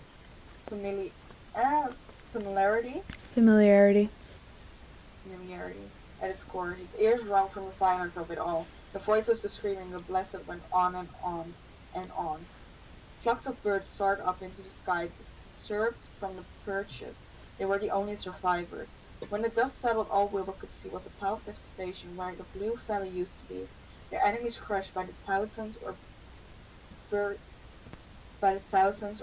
alive on Wilbur's orders and their allies. Wilbur bent over the ground and vomited. Wilbur's ears were still ringing. He heaved the less of his stomach contents, coughing up blood and spittle. Spittle? Yeah. There was no end to it. Wilbur turned, almost afraid of what he would find behind him. Tommy, his face pale, his eyes wide and staring as if he had never seen Wilbur before. Tommy, Wilbur croaked.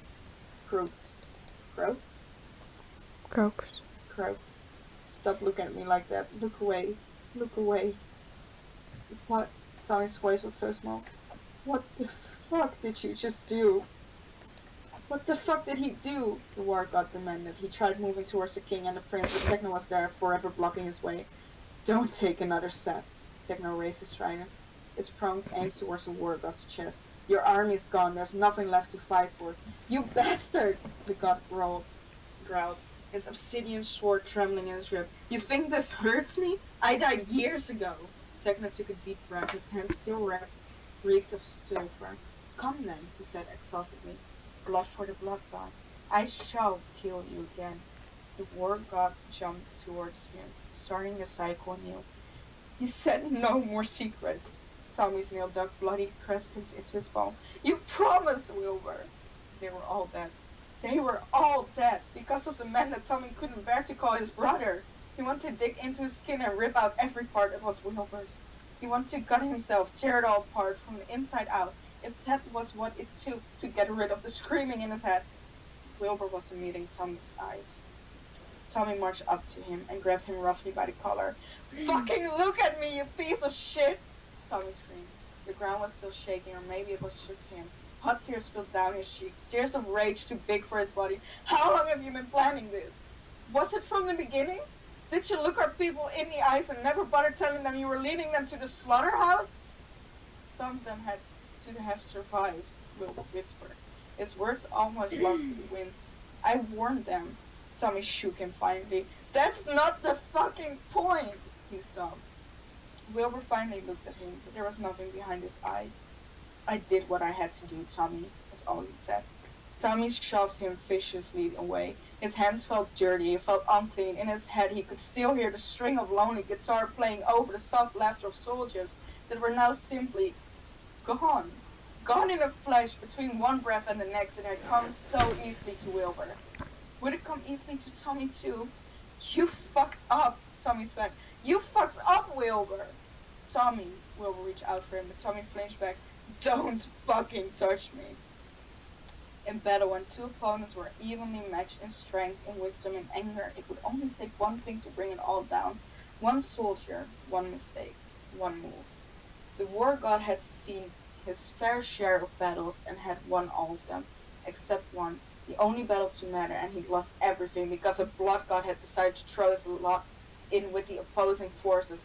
One soldier. Afterwards, the war god had dragged himself through the battlefield, his throat burning from screaming his lover's name into the quiet sky.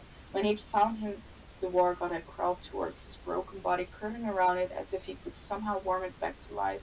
And he had stayed there for years, letting the moss and the weeds grow over the two of them. He would have stayed there forever, besides the carcass running down to the bones, but a fire had grown inside of him, a fire that would not be satiated? Satiated, until he had the head of the god that had taken everything from him. Now here he was, facing off against the very culprit it was, a bloody dance. The war god slashed and the blood god parried. The blood god lunged, and the war god ducked, like the push and pull of the tides, drawn to each other by a gravity of violence. But all the war god needed, he knew he was a single chance. He would not waste it. Don't fucking touch me! The words were the high-pitched shriek of a frightened child, a familiar sound on a battlefield, indistinguishable from every scream that came before it. But the blood god turned towards it, leaving his defenses completely open. One mistake.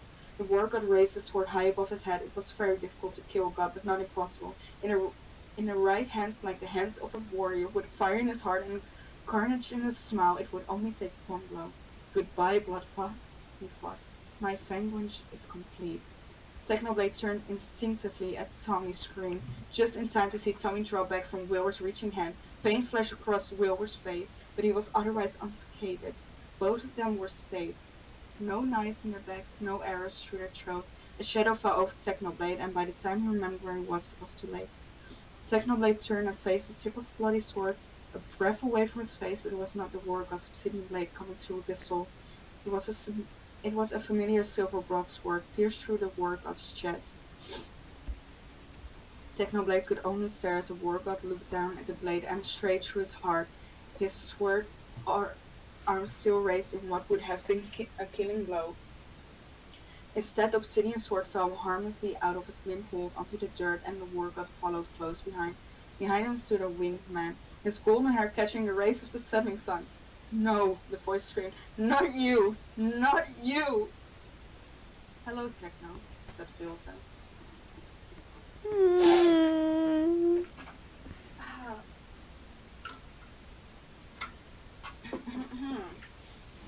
Wilbur saw him first. Perhaps that was how it always was meant to be.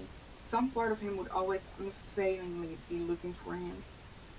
Tommy followed a beat later. Wilbur saw his brother's shoulder go slack like a marionette with a string suddenly cut. Dad? Their father was standing before Techno and the unmoving body of the white-cloaked soldier. At the sound of Tommy's voice, he turned and looked at his sons for the first time in a decade. And so he enters the scene once more, the voices whispered. And before Wilbur could say anything, Tommy was already running. One move, that was all it would take. On the ground beside him was one of the blood god's thrown knives lost during their battle. With the last of his strength, he curled his fingers around the hilt his love was calling him home. He could hear it in the warm wind, but he could only face him before he was avenged, and so with all he had left, the war god aimed. And true. Dad! His father was here, his dad standing among the blue irises, the same shade as his sad eyes. The years fell away like smoke, and Tommy was a boy again. There was no explosion, there was no war, there was no leaving, there was only son and his father. Tommy felt a hysterical laugh bubble out of him as he ran, even as his cheeks still stung with tears. There was everything. There was confusion, there was grief, there was anger, there was relief, there was disbelief, there was joy. Dad! Tommy shouted, spreading his arms wide as he ran like a bird about to take flight. Tommy! Dad's smile was still the same. After all these years, he opened his arms, welcoming Tommy into an embrace. My boy, you've grown so much! And there was pain, as a knife found its mark in the prince's heart. Techno watched Tommy fall backwards, impossibly slow. It took a moment for the reality to sink in, and by then Wilbur was screaming so loud it drowned out everyone else. Even the voice that began screeching inside Techno's head. Tommy! Vilsa shouted, running towards Tommy's unmoving body, but Wilbur was already there, cradling his brother to his chest. Techno could only watch, utterly numb, utterly cold, utterly lost inside his own head. No! This couldn't be happening. This could not be happening. It was over. The war was over. He'd done everything he could to protect them, to protect Tommy. Why was it still how it ended? That is what it feels, someone guessed. To lose everything. By the time Techno turns toward the war god, ready to rip him limb for fucking limb, he was dead, a smile on his face. Fuck you. Techno fought furiously. Fuck you, fuck you, fuck you. Techno! Wilbur's scream brought him finally back into his body with the force of a comet crashing into the earth. Help me! Techno staggered towards them, his blood as heavy as lead, his vision hazy, but he could see the one thing that mattered. His Tommy, lying so still in his brother's arms. His Tommy who braided his hair with sweet-smelling flowers. His Tommy who was quick to anger but quicker to laugh. His Tommy. The sun was setting over the blue valley. There was a terrible, terrible silence. The kind of silence that always came before something devastating. The calm before the storm. Tommy always hated silences. It gave his mind too many spaces to fill with darkness. So he brought light instead, not and jokes and jibes and anything to keep the quiet at bay. Wilbur had helped with the weight like he promised, but now it was back pressing against Tommy's chest, suffocating him under its burden. There was pain, so much pain. He thought he already felt pain, but what did he truly know? He was only 15. Tommy felt himself lifted into someone's arms, the arms of the man that had snuffed out the lives of two armies in one fell swoop. Tommy wanted to push him away again, to spit his anger and his disgust, but he was too weak to do either. He could only lie there, staring up at his brother's face twisted with anguish. His mouth was moving, speaking words Tommy could barely hear. Let me go, Tommy wanted to say. Give me back to the ground. But then Wilbur started humming. It was his song. The song Tommy had been humming just this morning, lifetimes ago. What? Tommy breathed, the rest of the question dying on his lips. He couldn't keep his eyes open. He knew he should, because otherwise he'd be... Your lullaby. Wilbur sobbed, his tears hitting Tommy's cheek. It's the lullaby I used to play for you on my guitar when you were younger.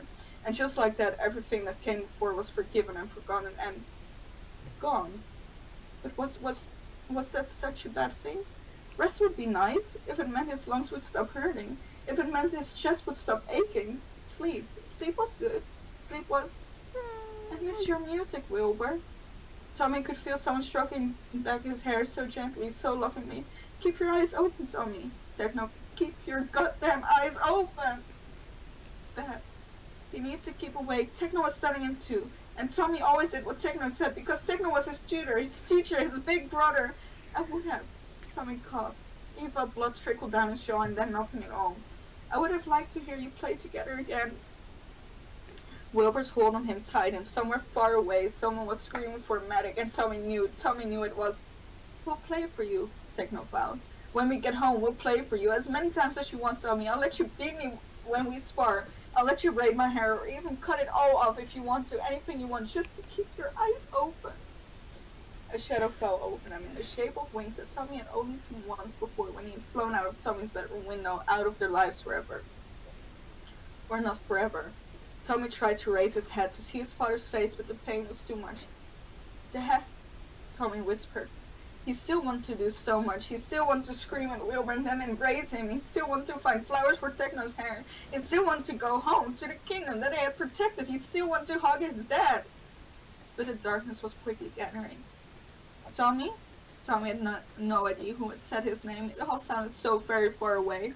Don't leave me, Tommy begged. Please, I'm so scared. We heard Tommy, a kiss on his forehead. Someone was holding his hands, strong arms around him. Wilbur humming his old lullaby. Warmth even in the dark will always be here. Too late. Thank you, Tommy breathed. Thank you, He had so much left to say. So much left to offer. Love, forgiveness, cheer, but he would leave it there until he woke up again.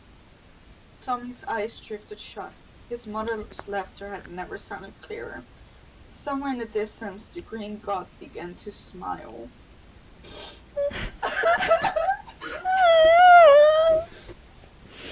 Fuck. That was chapter 4. That was one chapter. That was 2 hours. Right? The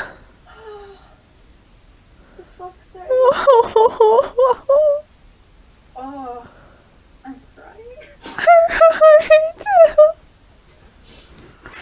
And then Angel's there, stone face. Fuck you, You're supposed to be crying.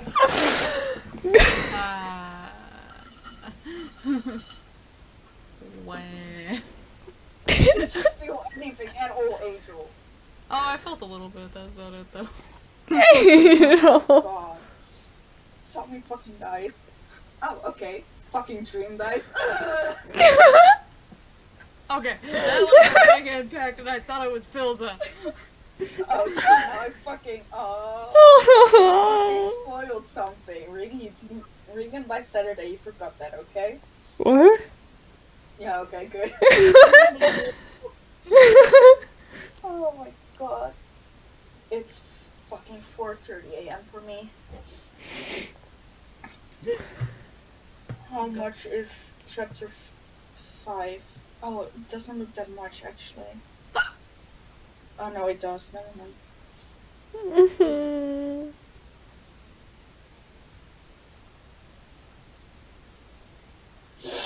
Oh, fuck. You know, I don't think I can read chapter 5 now, too. Or halfway. Halfway, and I have to figure out where to stop. I can't even. I'm doing lore Saturday. We can't even read it this Saturday. It would be Sunday. Would be the next time we'd be reading. What time do you get home tomorrow? I have work tomorrow. I don't get home. That doesn't answer my question. I don't get home okay, I get off at 11, which means I'm probably not going to sleep till midnight or 1 a.m. Which is my time. I don't know what it is. 7 a.m. is 1 a.m. for you. No, it doesn't work. I cannot wait until Saturday to read this, or Sunday to read this all, and then start on the flowers from 1970 either. I can do the flowers of 1972 on my channel. Yeah, we can do Flowers of 1970 on your channel.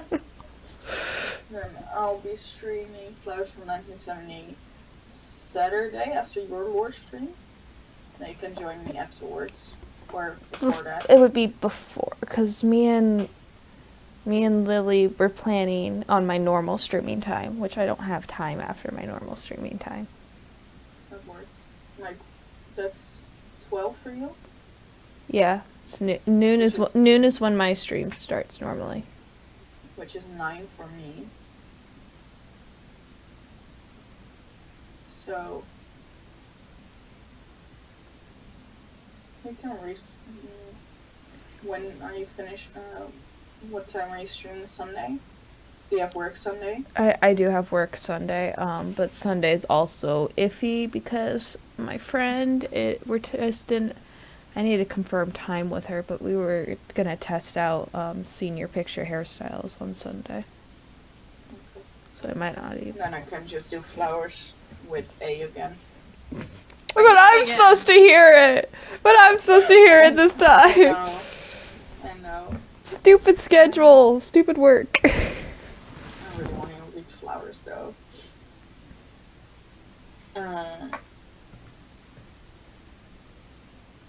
Okay. I can do a little bit of chapter 5, I think. But are you gonna remember your place? Yeah.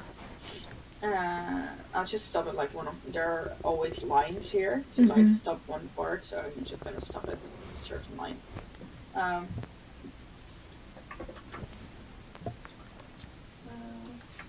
There you go, Regan. Depth depictions of grief. Okay. Those are trigger warnings. Let me edit my lovely text here.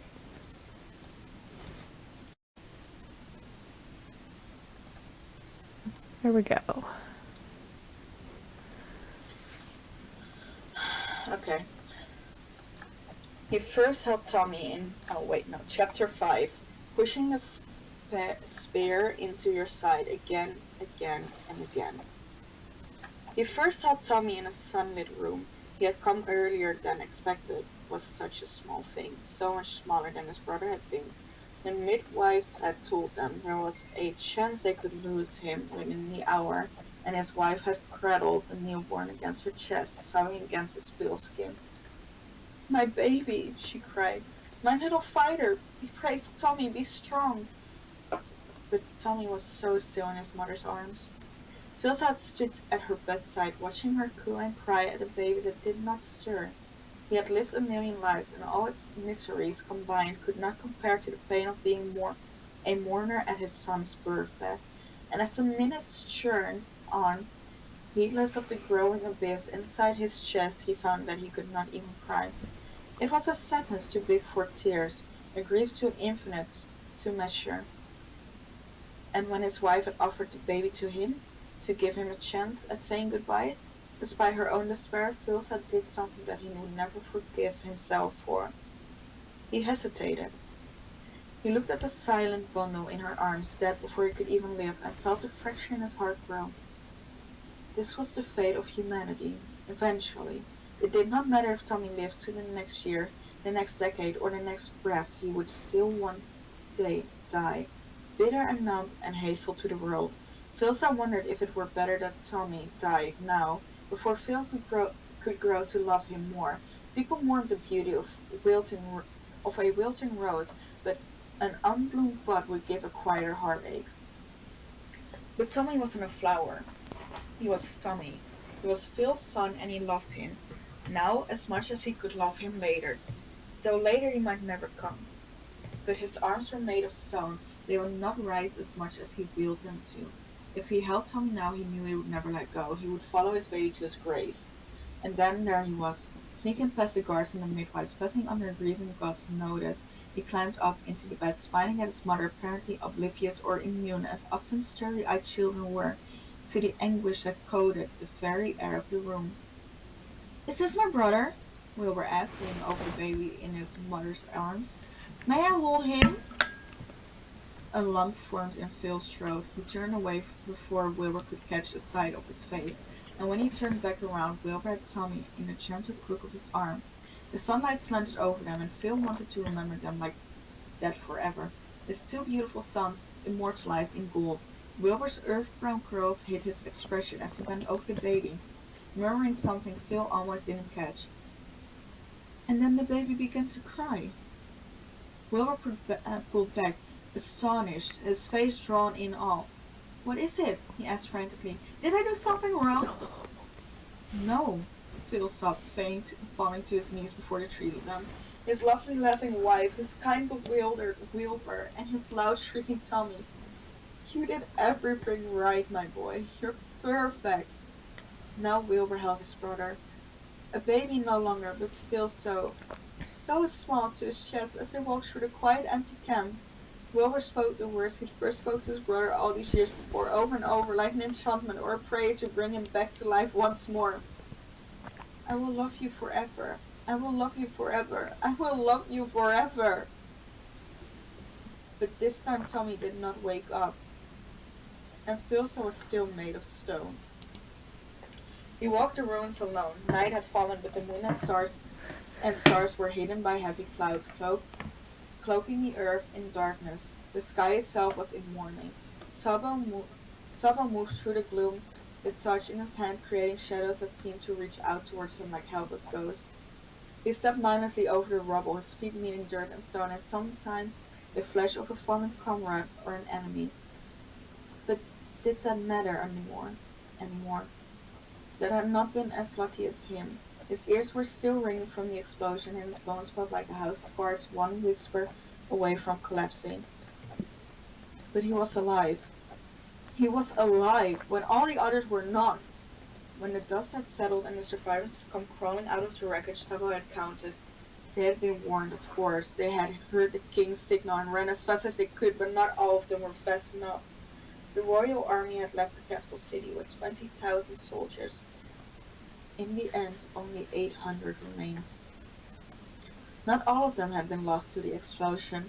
Most had already been dead by the time the mountains fell, slain by enemies and their cavalry, but the smell of sulfur still hung in the air like an accusation. Following Tubbo as he made his rounds, he was meant to be looking for other survivors, but Tubbo had come to know a thing or two about lost causes. He could walk this valley for days, and all he'd find were the broken remains of 2 armies, a mass grave that would honor no one. In a century people would walk this land again and see only green hills blooming with blue flowers. The prince was dead. That was what they were saying. Killed in the final moments of the war, his last casualty. A month ago, Tubbo had watched the prince laugh on a balcony, his face lit from within. Now there was no light left anywhere. Overhead the clouds broke open and the heavens began to weep. It was raining outside. Techno could hear raindrops pounding against the roof of the tent and creeping through the cracks, but the boundless cold he felt was from something else entirely. He'd collapsed on the ground the moment they'd entered the tent, shivering with his arms around his knees, unable to feel anything beyond the relentless chill. It felt as if his bloodstream had frozen over, with brutal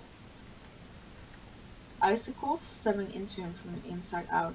And when he tried to duck his head into the dark embrace of his arms, a single blue petal had fallen against his skin. No. He ran his hands roughly through his hair, pulling pink strands out from the roots in his desperation to remove the last of the morning glories out of his tangles of his prey. Blood flowed from the places where his fingernails scraped against the skull, but Techno found out he didn't care. He couldn't care. The whole world would burn around him, and all he would be thinking about were the flowers still caught in his hair, their saturating scent like poison in his lungs. He clutched the flowers in his hands, blood-stained and trembling, and threw them as far across the room as he could, where they landed at the feet of the king. Wilbur sat at the cot his brother slept, used to sleep in. Clutching the broken boy to his chest, he was rocking back and forth, muttering words Techno could not comprehend as he pushed his hair back from Tommy's pale, unmoving face. Dead. He's dead. Dead and gone forever. The voices were screaming, clawing against the walls that Techno had set around them and had tried to maintain for years. Oh, for Wilbur. Oh, for Tommy. Now one of them was dead, and the other was dying. There was no doubt about it. Wilbur would not survive this, and neither would Techno. Blood. The voices demanded. Blood for the blood god. His hands curled into fists so tightly his nail broke. The skin of his palm, blood trickled down his hands, but it would not be enough. He wanted a massacre. He wanted violent vengeance. Vengeance. And there was nothing and no one on the other side of his anger. All their enemies were dead. There was nowhere to go but inward. Techno's knife was still lodged in Tommy's chest and Tommy's heart. Your fault, the voice began.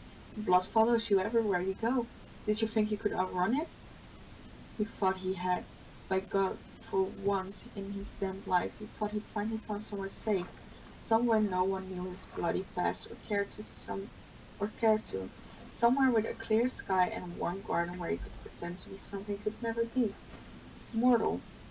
And now it all came crashing down around him. His farce, his naivety. This was all because of those halcyon days. Halcyon? Say it again. Halcyon? Halcyon? Halcyon? Hmm. Oh, I don't Halcyon. Denoting a period of time in the past that was idyllic.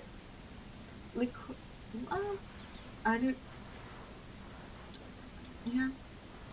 Idyllically Ideally? and sure. I don't know. This week. Halcyon days. He should have left the first chance he got. He should never have met him at all. Wilbur, the name scratched his throat. He could barely hear himself speak. He tried again, putting as much strength in his words as there was left in him. Wilbur, let him go. Out of the corner of his eye, he could see Philza raise his head from the silent seat in the corner.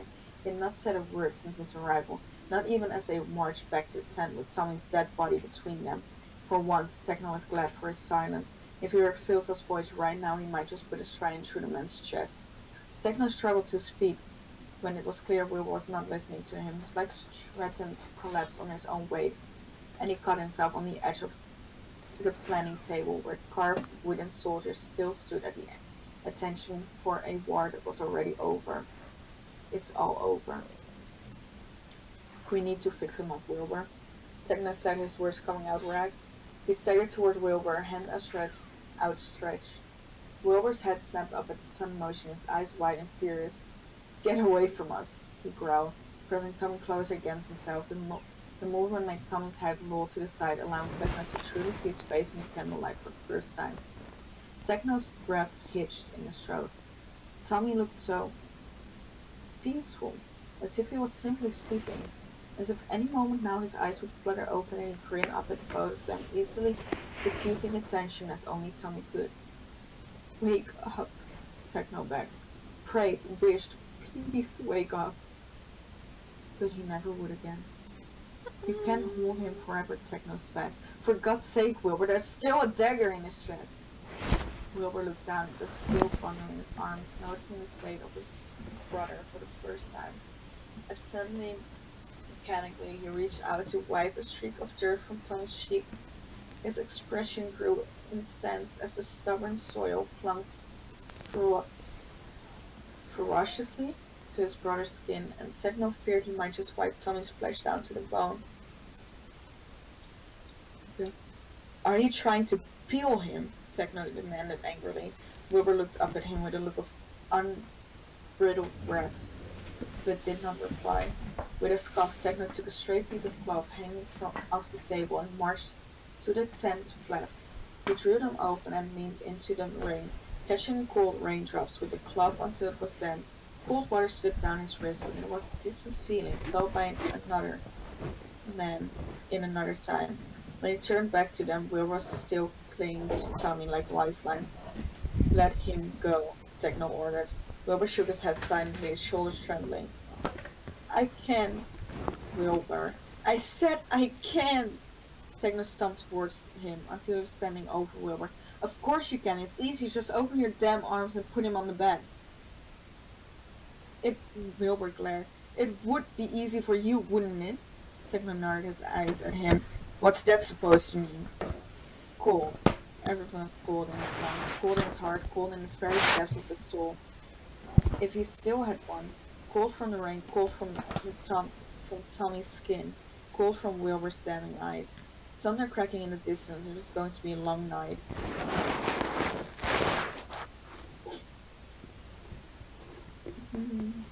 Let's see, how far does this one go? Okay. It's easy, he'd said. Just open your damn arms. Wilbur didn't know if he wanted to laugh or wail at Techno's words. There was nothing easy about anything anymore. Every breath left like inhaling broken glass. Every thought was a raging shriek. There was blood in his mouth from where he'd bitten the inside of his cheeks just to keep himself from screaming. And by God, did he want to scream. He wanted to tear the whole world apart with his bare hands. Burn and salt it. Leave nothing behind, not even one whisper of what once was. I did not deserve even a memory of Tommy. You heard me, Wilbur hissed at the men standing before him, both of them glowering but not truly seeing each other. Everything comes easy to you, doesn't it, blood god? Techno's brows drew together in anger. You don't get to throw that back in my face. Not tonight. Not after everything I did for you. Wilbur's arms trembled. He looked down at his brother's sleeping face. Sleeping? Sleeping. He isn't sleeping. He's dead.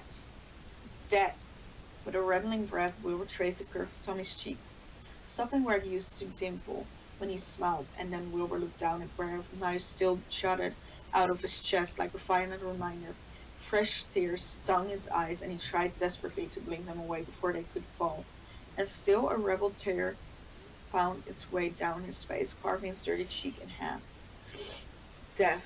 Such a small word for such a big thing. Wilbur hadn't even wanted Tommy on the battlefield in the first place. He had planned to leave Tommy at the castle where he would be safe behind walls and his own personal army of guards, but goddamn Techno had talked him out of it. Tommy is stronger than you like to admit, Techno had said, and smarter than anyone gives him credit for, and if you leave him behind, you will not lose an irreplaceable ascent. You will also lose your brother's love. Don't stand there and tell me that Tommy will allow you to fight this war without him. What will he do when he inevitably protests? Lock him in his bedroom, shackle him to the wall? He tried to protect him once before, and look where that got you. And so Wilbur had taken his brother to the front lines, ordered the trainers to make him a uniform that Wilbur would have killed to never see him wear, and then he'd sent his brother, his baby brother, his Tommy, off to the slaughter. And now he was dead. Dead in the red and blue colors of the family that failed him one last time. No, the voice said, his, not your family. Wilbur met Techno's eyes once more. This is your fault. And Techno was right in the end. It wasn't damnably easy for Wilbur to stand open his arms and place Tommy down on the cot before his body had moved on its own, but this time every action was deliberate. Deliberately he shrugged off his torn and bloody coat and put it over Tommy to keep him warm, if warm was something that body still felt. Deliberately, he tucked a loose strand of Tommy's hair behind his ear. Deliberately, Wilbur let his brother go. Deliberately, he turned around and faced Technoblade. Anger, it seemed, was a stronger emotion than sorrow. Technoblade's eyes were gleaming in a flickering candlelight. He still held a wet cloth in his hand, but he clutched it so fiercely, Wilbur would not be surprised if it was merely shreds by now. Be very careful, Techno drawled, of what you're about to say to me, Wilbur. You told me to bring him here. Wilbur flung the accusation like an arrow from a bow, watching it strike as its mark. And you were their target. We're all just collateral fucking damage for all the shit you've done. The past caught up to you, Technoblade. Why the hell did you have to bring us all down with you? Thunder crashed around them like vicious war drums, followed by a flash of lightning that bathed everything in ghastly glow. Technoblade and Wilbur stared at each other across the flower-strewn gap that grew between them with every word. There were two ghosts in limbo, twin stars run to each other, collapsing gravities. They were going to destroy each other tonight, and Wilbur was going to enjoy every damn minute of it. I told you, Technoblade growled. I told you I would take care of them, didn't I? I could have stopped this at the border, but you wanted to play the peaceful dignitary, even when the bloody facts were staring you right in the face. Wilbur remembered that day clearly, the day the first of the spies reports had come in, confirming what the voice had been whispering tauntingly for weeks. Wilbur, as always, had called for Technoblade's advice, and Technoblade had read the massive ones, looked up and simply said, I could kill them all. Wilbur had flinched. Techno, that's not... I could. You know I could. Technoblade had leaned over his desk, meeting Wilbur's incredulous... Incredulous? Incredible? Nope. Huh? Incredulous? Oh wait, no, yeah, that is a word. Okay. Yeah, incredulous. Sorry. Me too. It's fine. meeting Wilbur's incredulous stare with hazy eyes. Just say the word. Wilbur had not. They'd argued like they'd never argued before, like they were arguing now, and Technoblade had left, slamming the doors of Wilbur's office with such force it rattled the books of his shelves. And then, not even a day later, the Green Army had massacred an entire city at the borders. Had Technoblade been Had Technoblade been right then?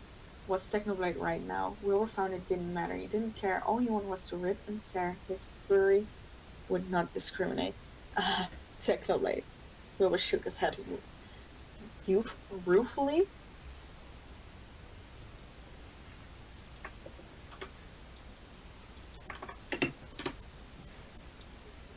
ruefully. Wilbur shook his head ruefully. Always choosing violence at every turn. Technoblade inhaled slowly. You don't know what you're talking about. Oh, don't I? Wilbur watched Technoblade's features twist in surprise and grim anticipation, quickly hidden by a veneer of indifference. Did he know what was coming? Did he fear it as much as Wilbur was eager to twist the knife? Tommy didn't know about where you go off to on your little nighttime escapades, but I do, Wilbur finally said, finding a grim of sore delight in the way Techno froze on the spot. Did you think I wouldn't notice? Did you think I wouldn't ask questions or follow you? You're an idiot, Wilbur, Techno said, his words nothing less than venomous. Wilbur only smiled in the face of his fury. Did you at least have fun murdering your way through the woodlands, Techno? He had been 17 when he found out in truth that he didn't even know how he'd arrived at the forest. It was exactly like the first time he'd ever seen Techno leave. All those years ago when the raging voice had followed him into the darkness. He'd woken up somewhere with no recollection of when he'd gone there. But all of his confusion had been quickly replaced with fear as he spotted Techno moving between the trees. Stalking after something crawling across the forest floor or not. Someone.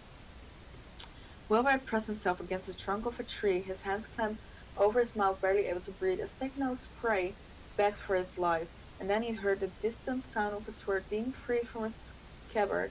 One scream, and then a wet thud. That was all before Wilbur passed out once more. When he woke, he was in his own bed at the castle, his heart thudding in his chest, but completely unharmed. He'd taken a deep breath, glad to brush it all off, as a nightmare, before he noticed a single green leaf clutched in his hand. He'd never spoken of it, until now. Go on then, Wilbur said, as Technoblade simply stared at him, breathing heavily. Tell me you've changed. Tell me you don't know what I'm talking about. Tell me you aren't the same bloodthirsty god from the stories. I expected you, of all people, to understand. Technoblade's voice sounded strained, like a taut rope, one pull away from unraveling. You know the voices. They don't let go. They demand their fill, Wilbur, and sometimes it's unstoppable, but I've been trying so goddamn hard. There it was, the crack, a hairline fracture slowly fissuring into something more. If you really were following me, you know I haven't killed anyone for years before today. I stopped. I fought the voices off, even if it took everything. You think you got me pegged, Wilbur? All you needed to define me by was you and Tommy. But go ahead and find other definitions if that will make you happy. Let's see if I still have anything left in me to care. That made Wilbur pause, if only for a second. Then where have you been going? Looking for your father, Technoblade spat. The words fell between them like a dead weight. Wilbur turned towards the man in question, but the father had not moved in ages, stuck sitting with his head in his hands, oblivious to the thunderstorm around him. Not one word, not one move. Of course, he thought bitterly, taking his father's slumped shoulders and the obsidian wings stuck close around him. Why would I expect anything different? Wilbur wanted to feel angry at him, wanted his fists to go red, and every time he caught a glimpse of his father's golden hair in his periphery. Peripheral. Hold on. Say that again, eh? Peripheral. Peripheral. Hold on. My internet is broken again. Oof. I can hear you now. Oh.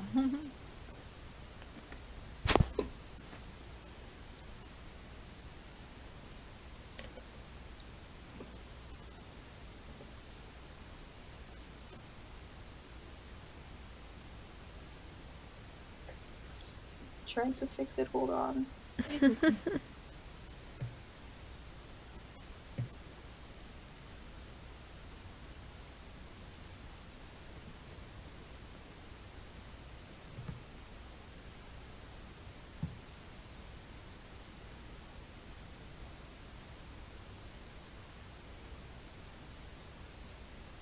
Hello? Hello. Okay, I'm back.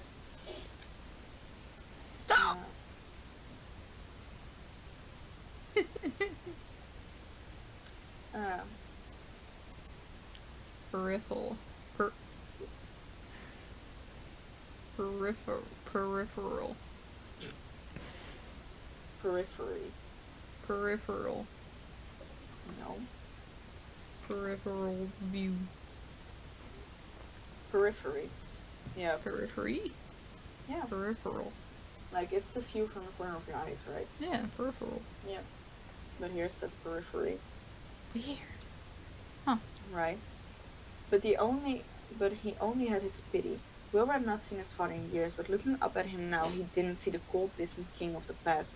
He only saw a pathetic excuse of a man, someone who had abandoned his sons, who only returned after all the hard decisions had been made. After Wilbur had been forced to make them, he didn't want to spare a single thought more on the laughable sight of his father sitting leagues away from his Tommy's body, not even bothering to meet his eyes of the only son he had left.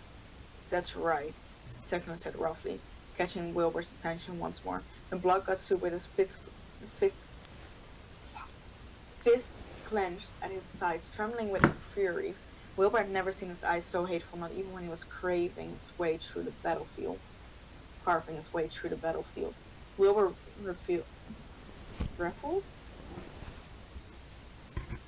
reveled in it. Yeah, that sounds right. Yeah. I went out every night for years, ignoring the voices, ignoring everything to look for your father, to give him back to you, because I saw you. Every meal you missed, every hour you spent studying politics instead of sleeping, every time you felt you were choking, I saw it. I was there for it, and it killed me, so I went off to look for someone to help you. I tried telling you I've changed. I only bite when my family is in danger, but you still see me as some sort of rabid dog. And those people I did kill in the forest, they were criminals, Wilbur. As if that changes anything. Tell that to the army you just blew into smithereens. You set those explosives. And you gave the order. So where does that leave us? For a moment they simply stood there staring at each other and catching their breaths. The storm still raged outside, but some bit of it was living inside Wilbur's chest. This was the end game. Wilbur knew they were standing on a precipice. If one of them jumped now, they were lost to each other forever, and so Wilbur leaped. Maybe it was better Tommy died before you found out what you are, he said slowly, deliberately. You must be happy, at least now. You'll never get the chance to know just what sort of monster you truly are.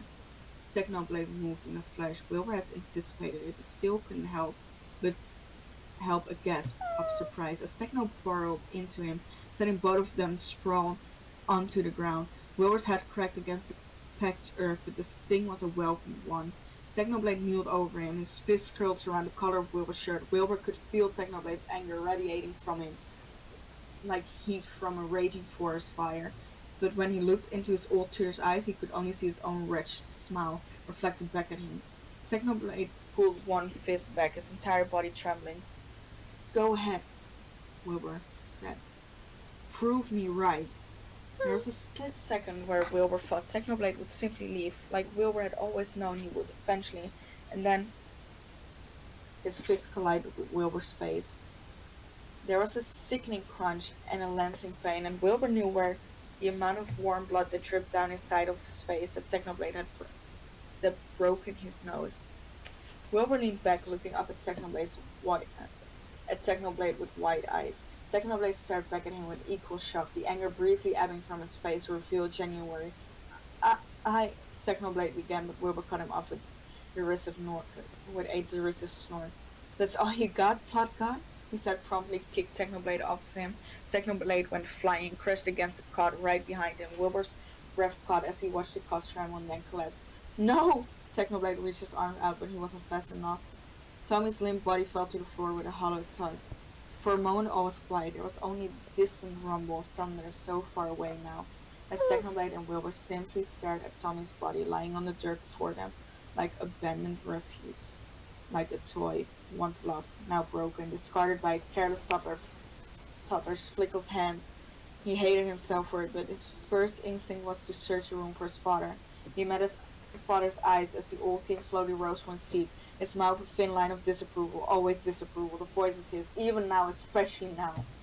Wilbur wrenched his gaze away from his father's, only to be met with Technoblade, his pale face a study of grief. What the hell did we just do? Technoblade whispered, almost too quiet to be heard, over the pounding rain, but Wilbur was already rushing to his feet before Technoblade could say another word. Wilbur ran.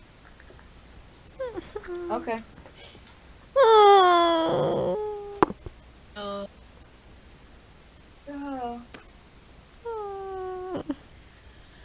I'll write it down where I'm stopping.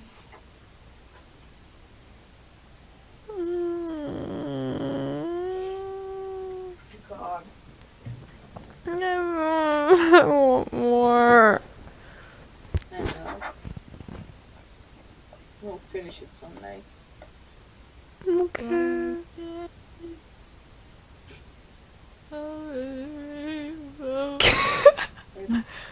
It's only chapter 6 and 7 left. I don't know. I can literally look it up. Let's go to next chapter. This chapter 6.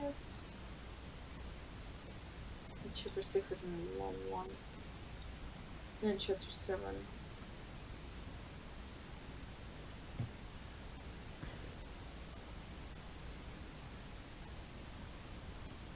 Chapter 7 is also a long one. Of course. A really long one. I think it's as long as chapter 4. Yikes. Yikes. Oh, I just read the word goodbye and I don't like it. Oh. What's next now? So, did we finish chapter 5 or are we in the middle of chapter 5? Middle. Okay. So we might not even... Like, No, because the only reason we can't complete chapter 5 in a stream is because of time zones. yeah. So if time zones are good, then we can maybe finish it in a stream. Sunday? Easy, I think. Alright. Sunday is like 2.5 chapters then, which you start at 9 p.m. for me. Mm-hmm. Like, it would be an easy finish. The only thing I have to do is, like, halfway through I have to say goodnight to my parents and that's it. And I have to leave for work, like, pretty much sharply at the end. Yeah, but that will work. Right. Okay. Yeah, Sleep well. I will. Yeah, I'm gonna get off too. You're also gonna sleep? I need to Sleep. poop Oh, Oh. and then go to sleep. the TMI is always welcome. Mama. Okay. Night. Good night. Sleep well, both of you. Bye-bye. Bye-bye. Good night. Right. And now it's just me. In my sadness. Hopefully she sees that, Ulysses.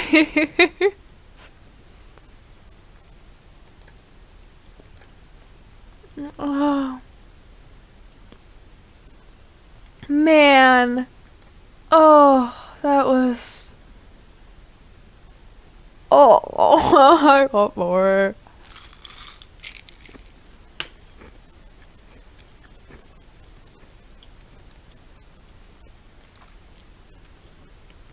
Good writer. Good writer.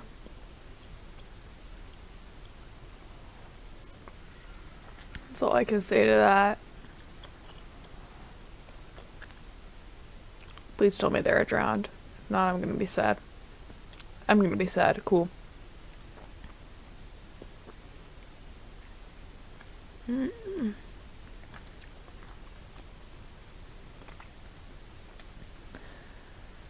Oh. What can one do?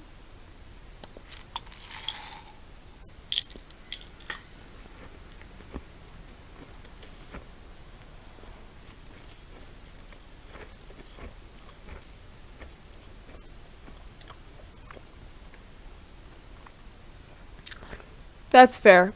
There are no chests here. Okay.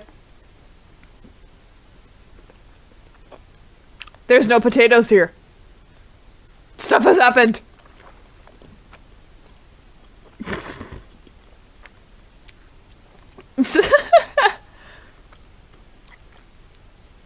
Sounds fun.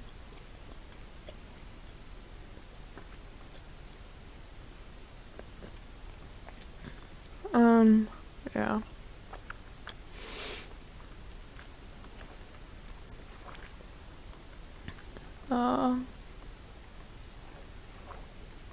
God.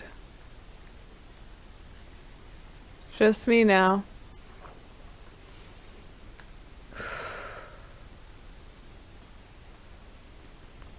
I don't even know what to do for like the last 30 minutes. Really, I should probably go and work on some stuff. 'Cause technically I haven't worked on schoolwork today. Heh. 'Cause I went shopping. And then I ate dinner. And then I went live. Fun times. She is very good at reading.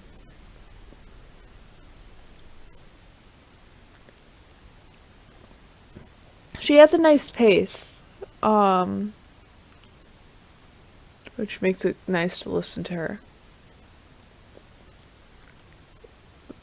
And a nice voice. She has a very nice voice. Oh.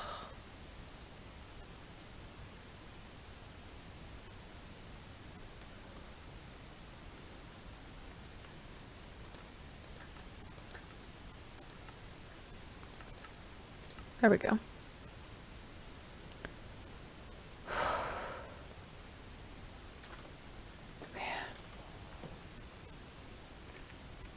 It's insanity, man.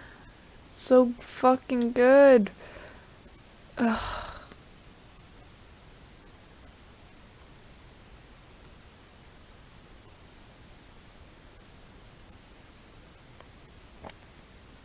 Man.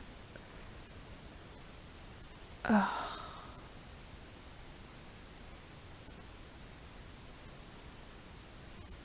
I don't even really want to. Like, you know, Hypixel doesn't actually sound too bad. You know, no, we're not gonna do a couple rounds of parkour. We'll do Hypixel. I'm gonna play some more Assassin Murder Mystery. Assassin Murder Mystery is fun.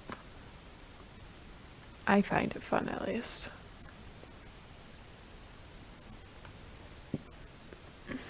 You will be known as Connor during this game. Okay, I'm Connor, apparently. I'm so cool.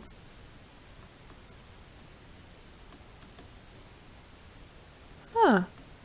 Thank you for showing me this, like, secret parkour, man. That's kind of cool.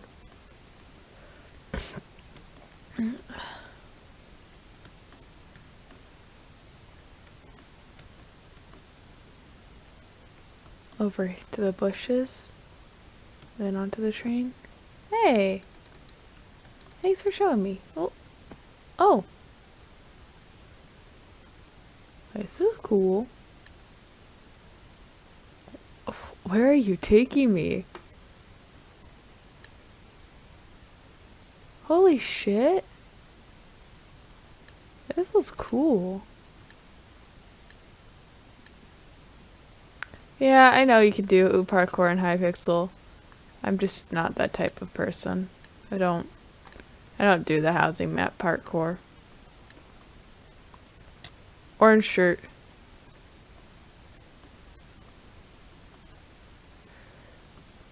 Orange shirt. Orange Nemo dude. Nemo dude. Red sweatshirt. This man. Oh. Oh, apparently that man was not my dude. But now I got killed. I thought it was that dude. Oh well. But again. Random bap. I am Eli this time. Eli.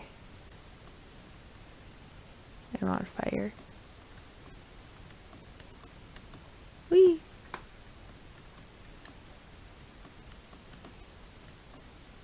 Oh, I'm just bad. We're just gonna be honest here. I'm just bad at the parkour. Fuck. Why am I jumping over? There's no reason to. Hello, people. I'm running away from you. Oh, never mind. I'm running into a dead end.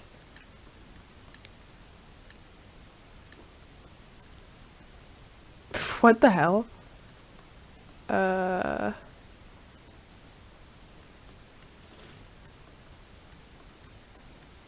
There's no real point in, like, hiding your sword.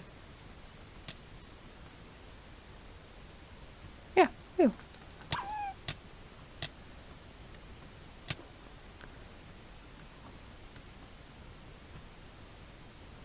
I'm not going across there, nah. Oh.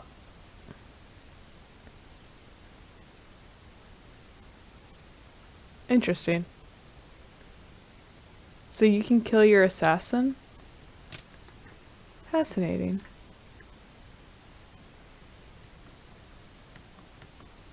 Who am I this time? I am Nick this time.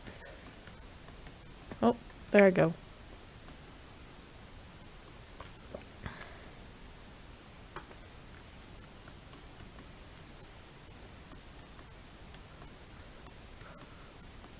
Oh, fuck.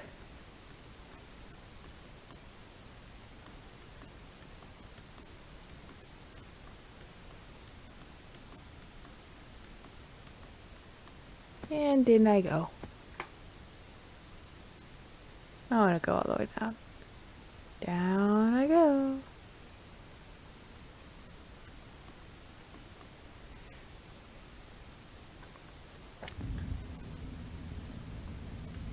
I shall look through the window. Going back up. Hello. Mind if I pass through ya? Can you get out of here at all? Once you're in this, you know, you're just trapped here. Hello, people. Aren't I cool? Hello? Would anyone care to let us out? Please. Gotta go back down.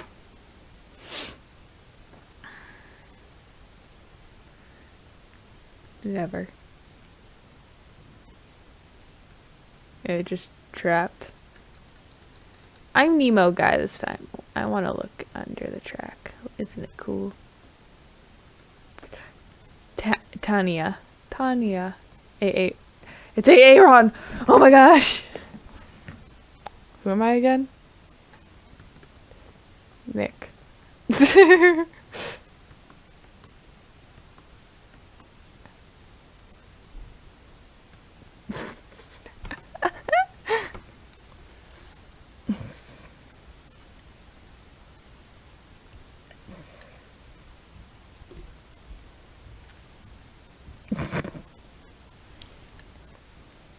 Hello there. I have Oh my gosh, another happy lad. Oh, I love these. I love this.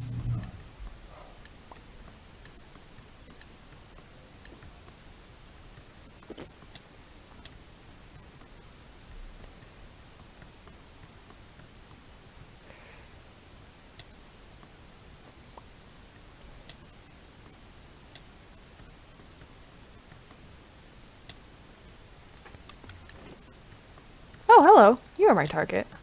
No! Hey! Rude. Okay. To lobby. I don't know. Because I'm weird. I'm doing random shit. Hold on. Let's see. Let's see if I can beat anything with this parkour. Let's go. Go. Go. Go. Go. Go. Ah, fuck. There's no way. No. Fuck.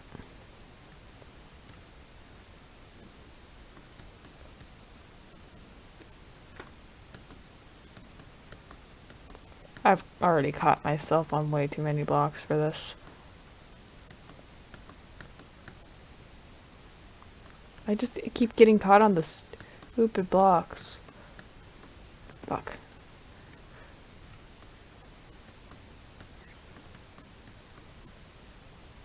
I'm lagging at that corner, bleh.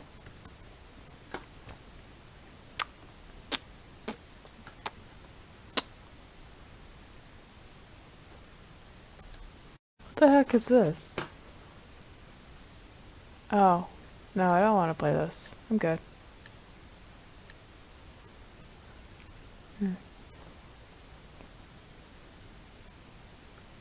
Yeah, I know. Yeah, you're in stream. Ooh. Oh, spooky.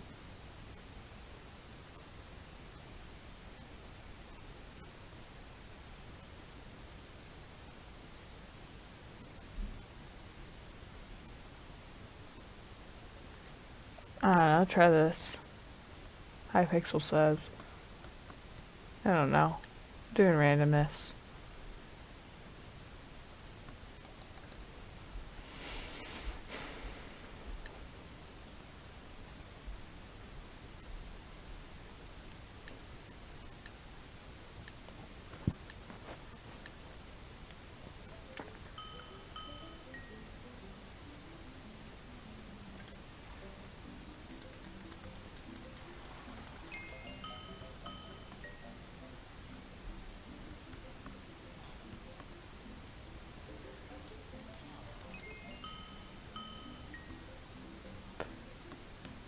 Whee!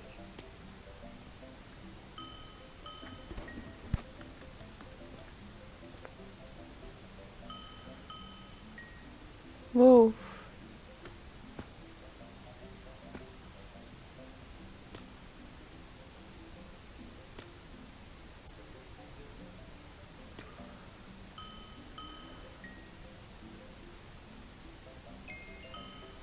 I like how.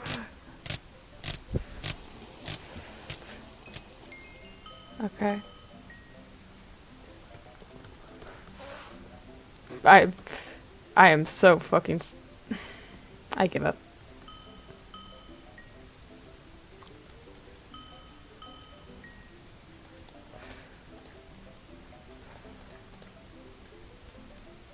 Fuck.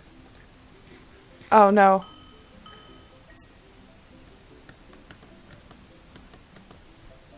I fell off. I got third though. Where? What? No! I.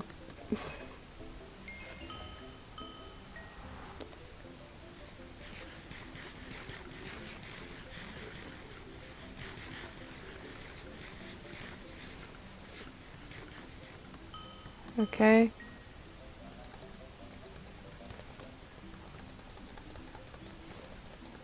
Where did... Oh, there it is. Fun. Ulysses, do you want to go to CubeCraft and battle me some? Do some CubeCraft battle. Some CubeCraft battle parkour.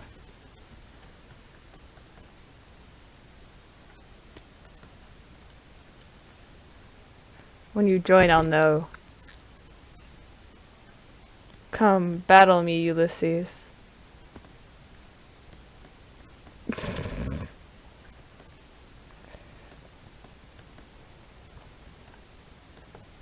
I didn't realize there were ladders there. Hold on. Have I been... Wait, I've been making this more difficult.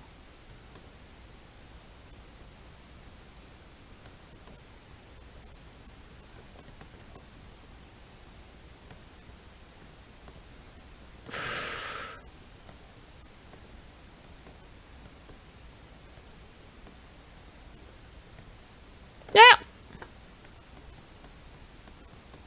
It's spooky, spooky season. Oh, boo boo boo boo boo.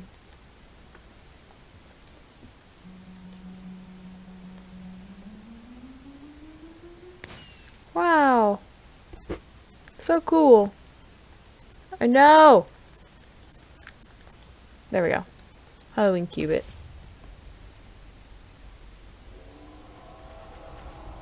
That's creepy. Wow. So cool. Daily reward.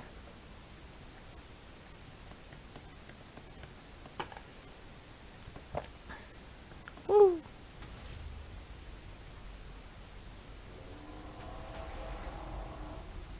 Fascinating. Ah.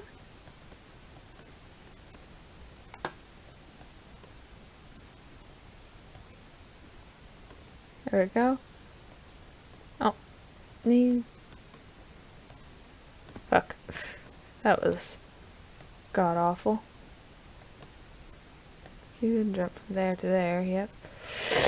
Oh, I got caught on it. I went up a little bit, but I did not do it good. I shall await your joining. Oh ho ho. Oh. Oh, you have it coming to you. I swear. I'm fucking gonna... Oh. Rude. Rude man.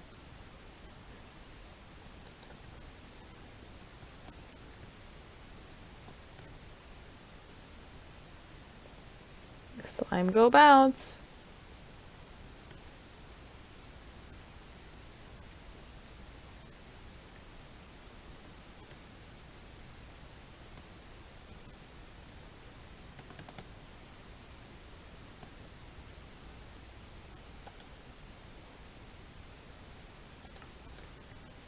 It's okay. Aqua. Or at least where there normally is agua. There's no water right now.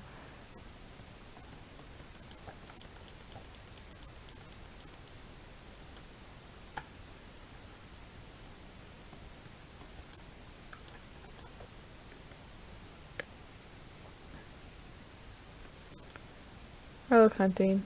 I like relic hunting. I find it fun.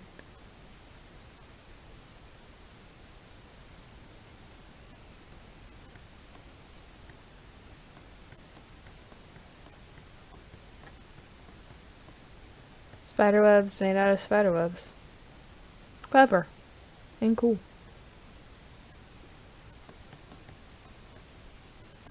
Red X. Wow. So cools. Nope. Wrong way. Oh, but it is over this way.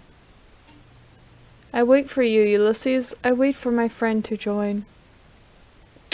To take me into parkour.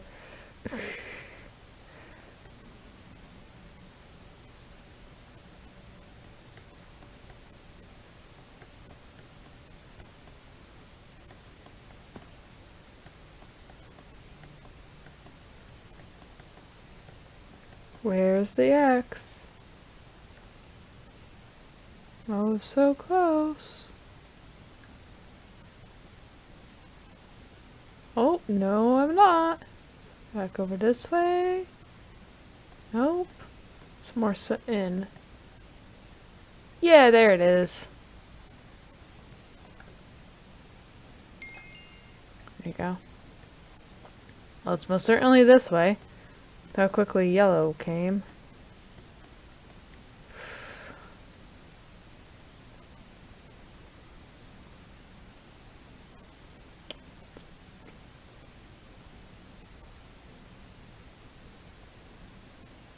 Oh my god, it's a leaf skull.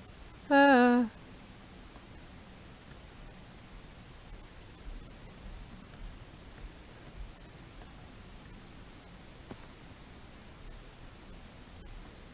Oh, it's going down.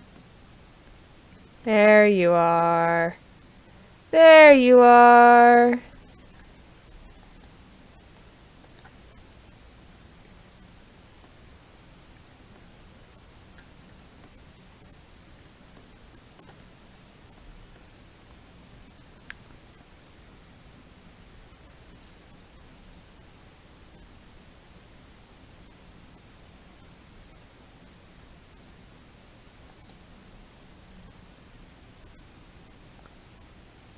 Huh?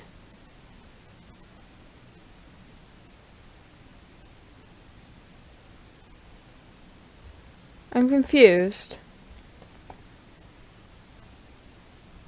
Oh, okay. Like, it was like, hey, your old friend joined, but here's their new name. What the heck? Rude confused the shit out of me. I'm like, what? Hello. Hello? Hello. How are you? Good? Good. Enjoy yourself. Good night. Good night. What you doing? I'm Sorry, gonna. I'm the nosy sibling. You are a nosy sibling.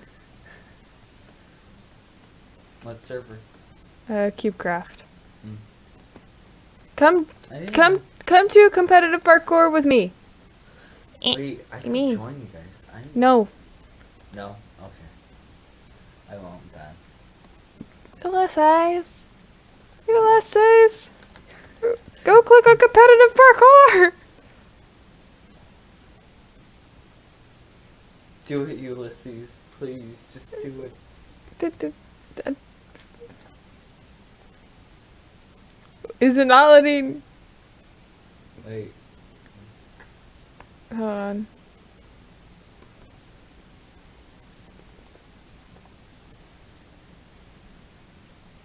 I know, but it won't let me. Bye. What the heck? Disband. There we go. Okay. It wouldn't like. What the heck? That was weird. You do now. You join, even though we're no longer in party. Join it.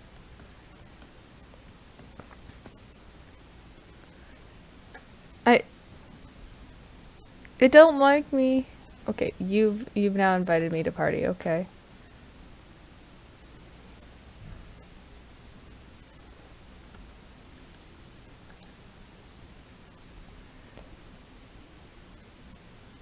It doesn't like us.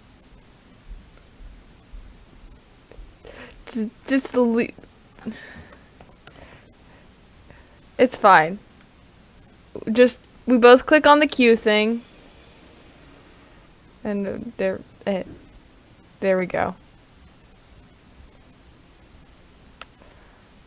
I'm gonna beat you, I swear. I want to win.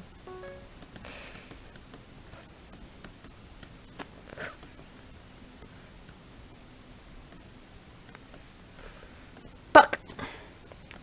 What? Excuse me? What the hell? It won't. Oh. Am I out of online time? And because I was on Cube. Yeah. No! It shouldn't even be out for a couple more minutes. What the heck? Rude. Ugh. Well, that ends that. Oh well.